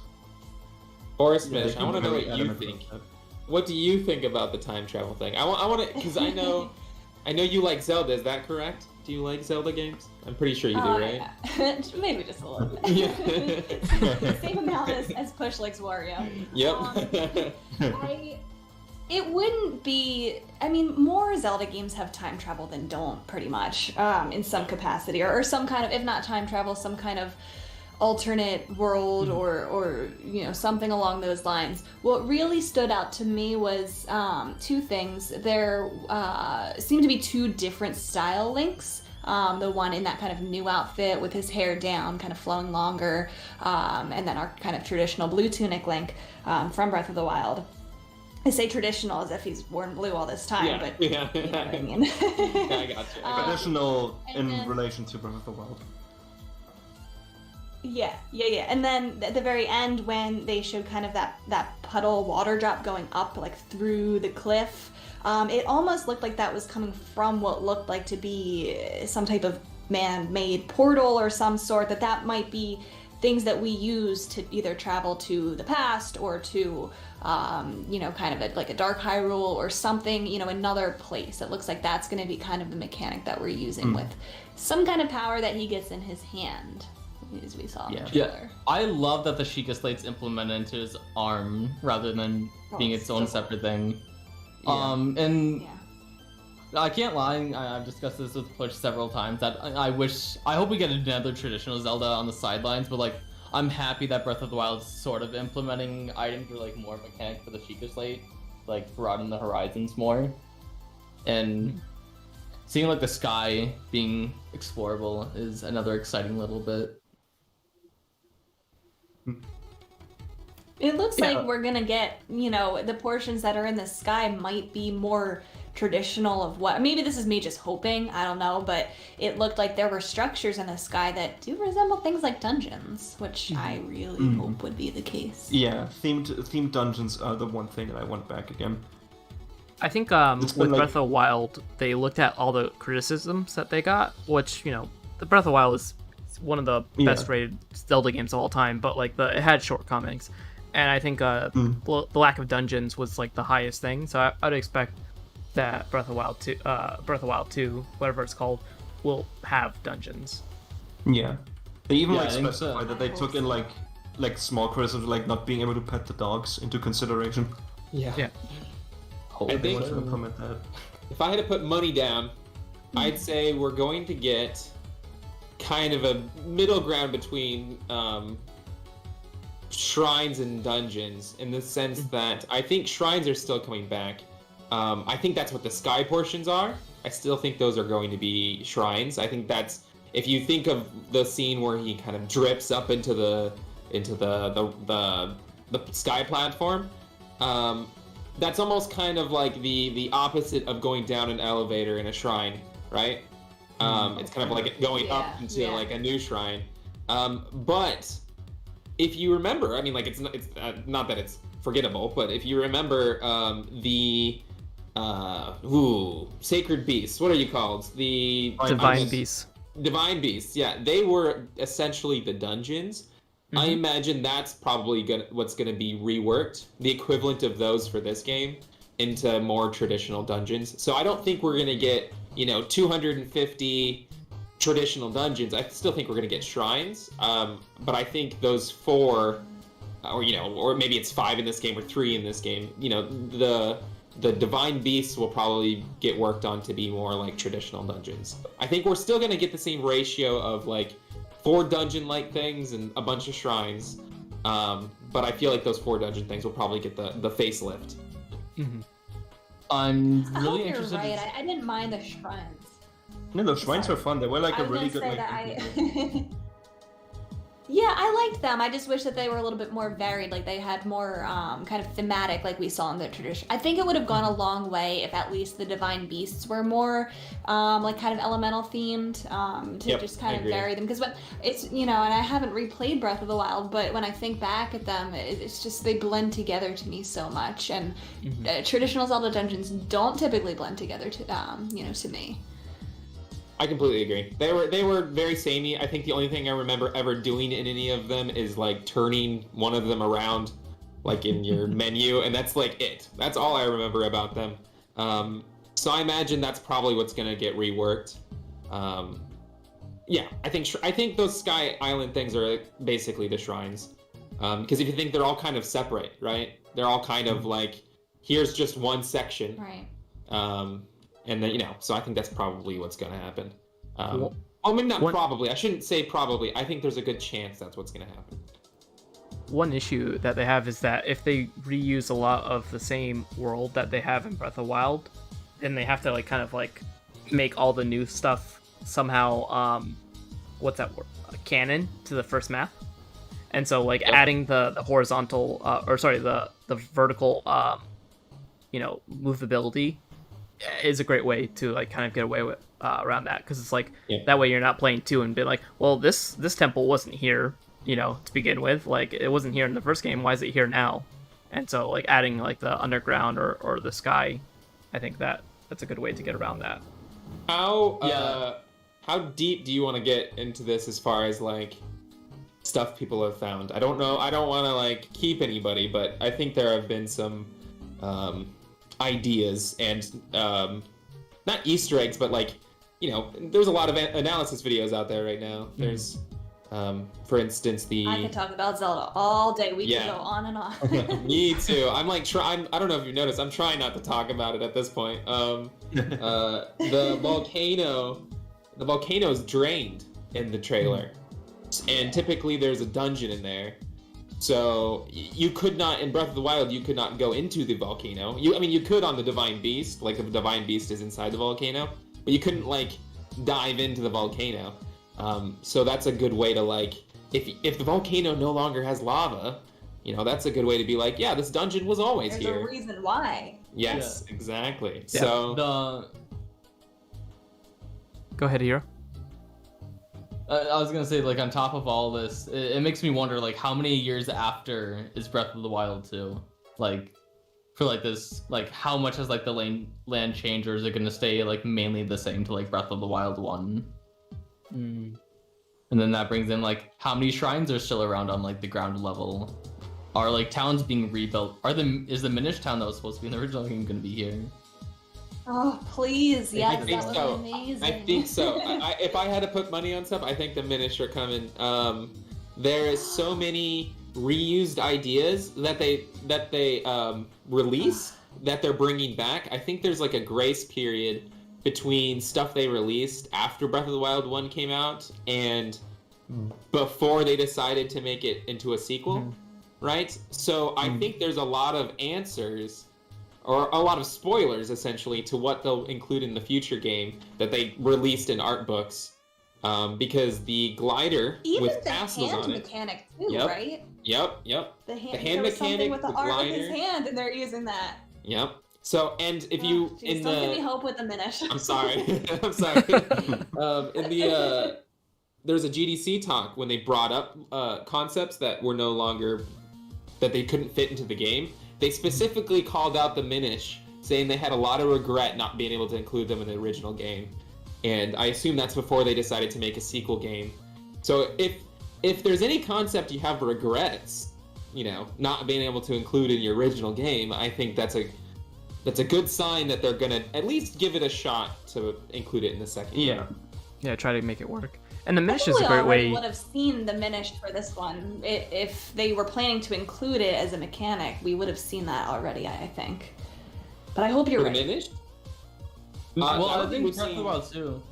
They've Yeah, been I trying to don't be think- super secretive about it. Yep, exactly. I think Oh, there oh was my gosh, now you're making me hope. sorry. Sorry. In the E3 trailer, or not the E3 presentation for Breath of the Wild 1, I think they took out like people and like civilization stuff, so you couldn't see it outside the demo. So even with Breath of the Wild 1, when it was playable, they kept stuff secret. Yeah. So I think it's very likely that they just did not show it purposely in the new trailer.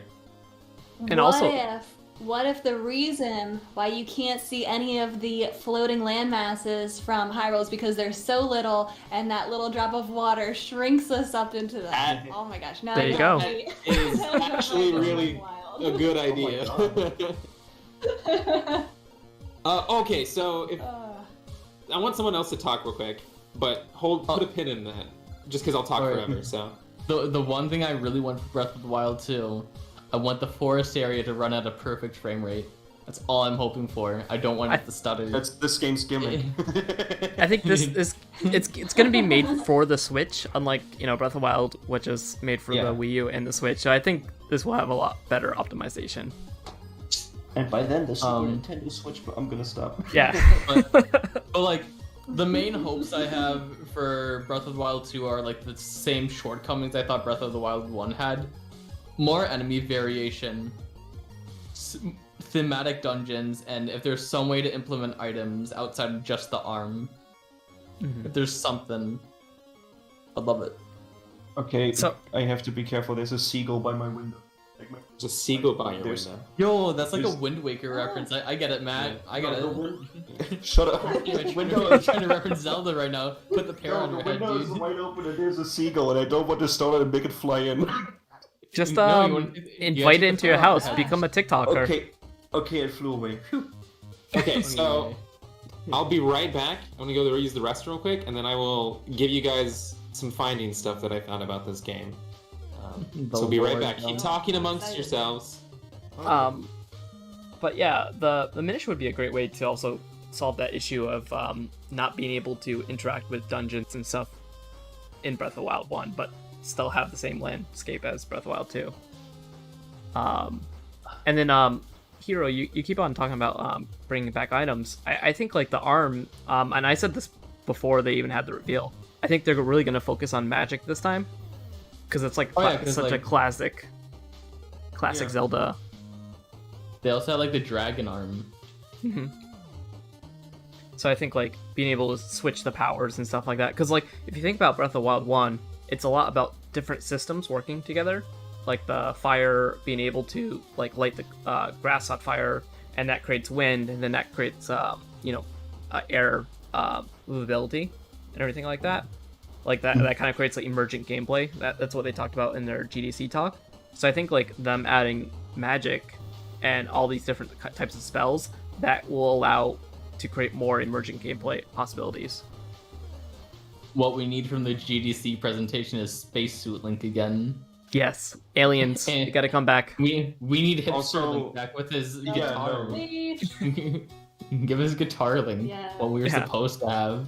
Like I posted back in April, give Link the infamous logo shirt and cargo shorts. Yeah. I have seen Every so Nintendo much shirt. art I have seen so much art of that particular stuff, like, ever since then, and I'm so happy that it resonated with people. The Yeah, idea I of saw Link it. wearing Zelda merch. I saw the picture as like Zelda saying, "Wow, my boyfriend's so hot." And it was Link wearing the cargo shorts and like the Triforce logo. I love that. Well, I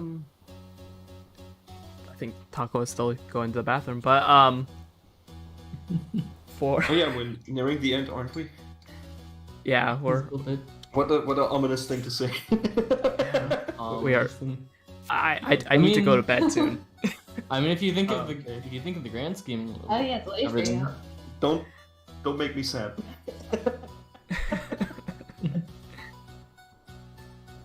What were you saying, Hero? If you think of the grand scheme of things, all of us are nearing the end. Push. Oh, well, thanks. But no, yeah, I mean, wishes for Breath of the Wild 2 are like some equivalent to items, but it seems like they're trying to do that thematic dungeons and like more enemy variation. Because they even changed the bokoblins, right, in the trailer. Yeah, they have like horns. Yeah, they they have have one. big horns now. But even then, it's I think of it like Taco Bell. So Taco Bell, every item on the menu is like the same. It's the same ingredients, just swapped around. Right now, it seems like they're doing a bit of that, like Mario Maker style, where it's like they still have like the rock talus, but it's like enemies are riding on top of it now. Hmm. But, like if we just had more enemy variation outright, that's what I'm digging for. I feel like that's the thing that they're gonna focus on. Like the main issues that people had were like the dungeons were forgettable and like the enemy variety was bad, and I'm pretty sure that they're gonna like take those into consideration the most. Like I'm forgetting the enemy name. What is it? What is it? Lionel? The skeleton dudes. What are the skeleton dudes in Zelda? Alphos? Stalfos. Yeah, they didn't have those.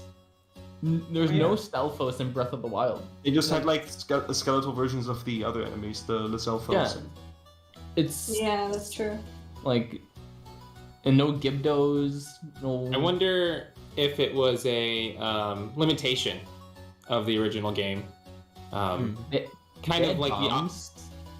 kind of like the opposite of Pokemon's issue, where Pokemon has to focus so much on hundreds and hundreds of Pokemon that it's kind of difficult to focus on a lot else. Like they have to outsource a lot for the Pokemon. I think Breath of the Wild suffered from the other side of the spectrum of that, where enemy variety was maybe a little less important than the environment itself. Yeah. Hi, I'm back, by the way. Yeah. Well, Right. we gotta We wrap want to hear things your up. theories, Taco. Okay, so I did know that you have to go to bed, so I'll hurry this up. Yes. I think there's gonna be. I'm just gonna cut to the chase.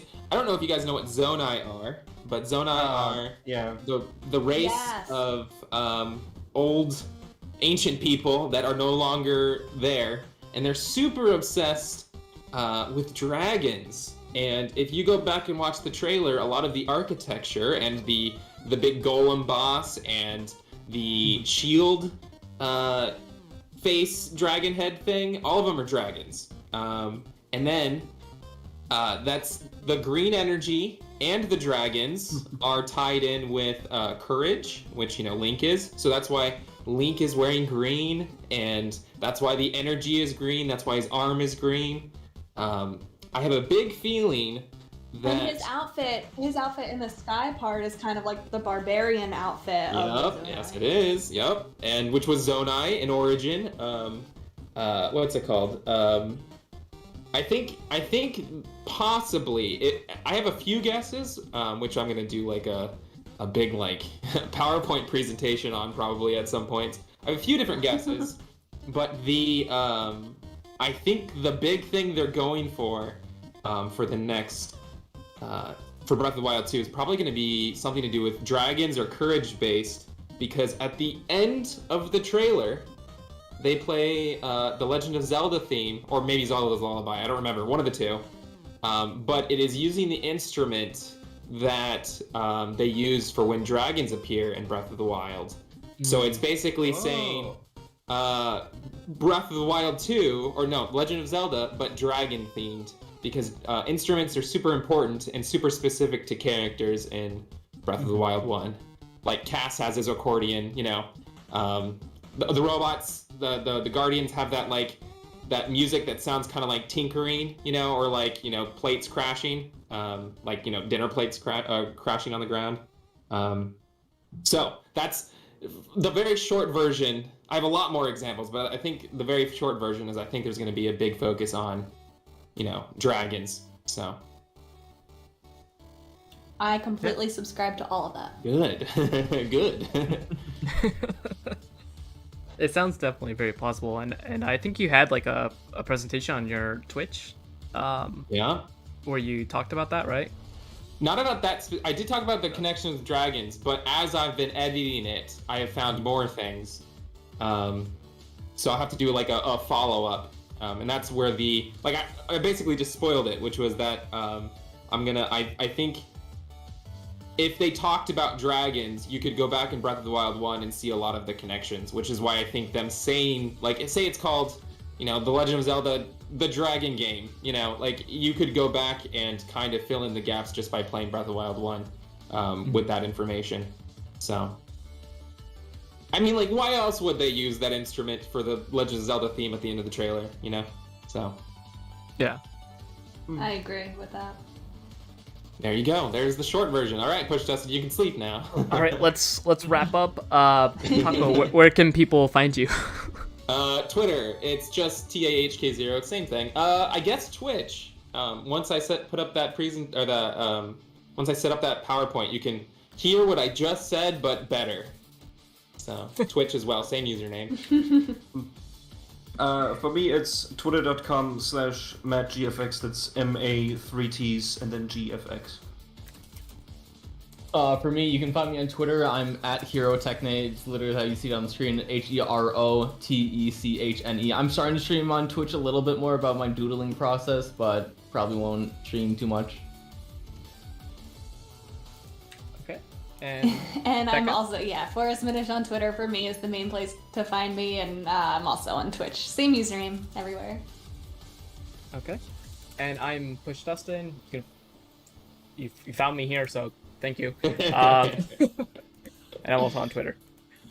All right, guys, it's been fun. Next time we'll do a little bit longer, but we'll also do it on Saturday again. I'm sorry that I had to do it on Sunday this time.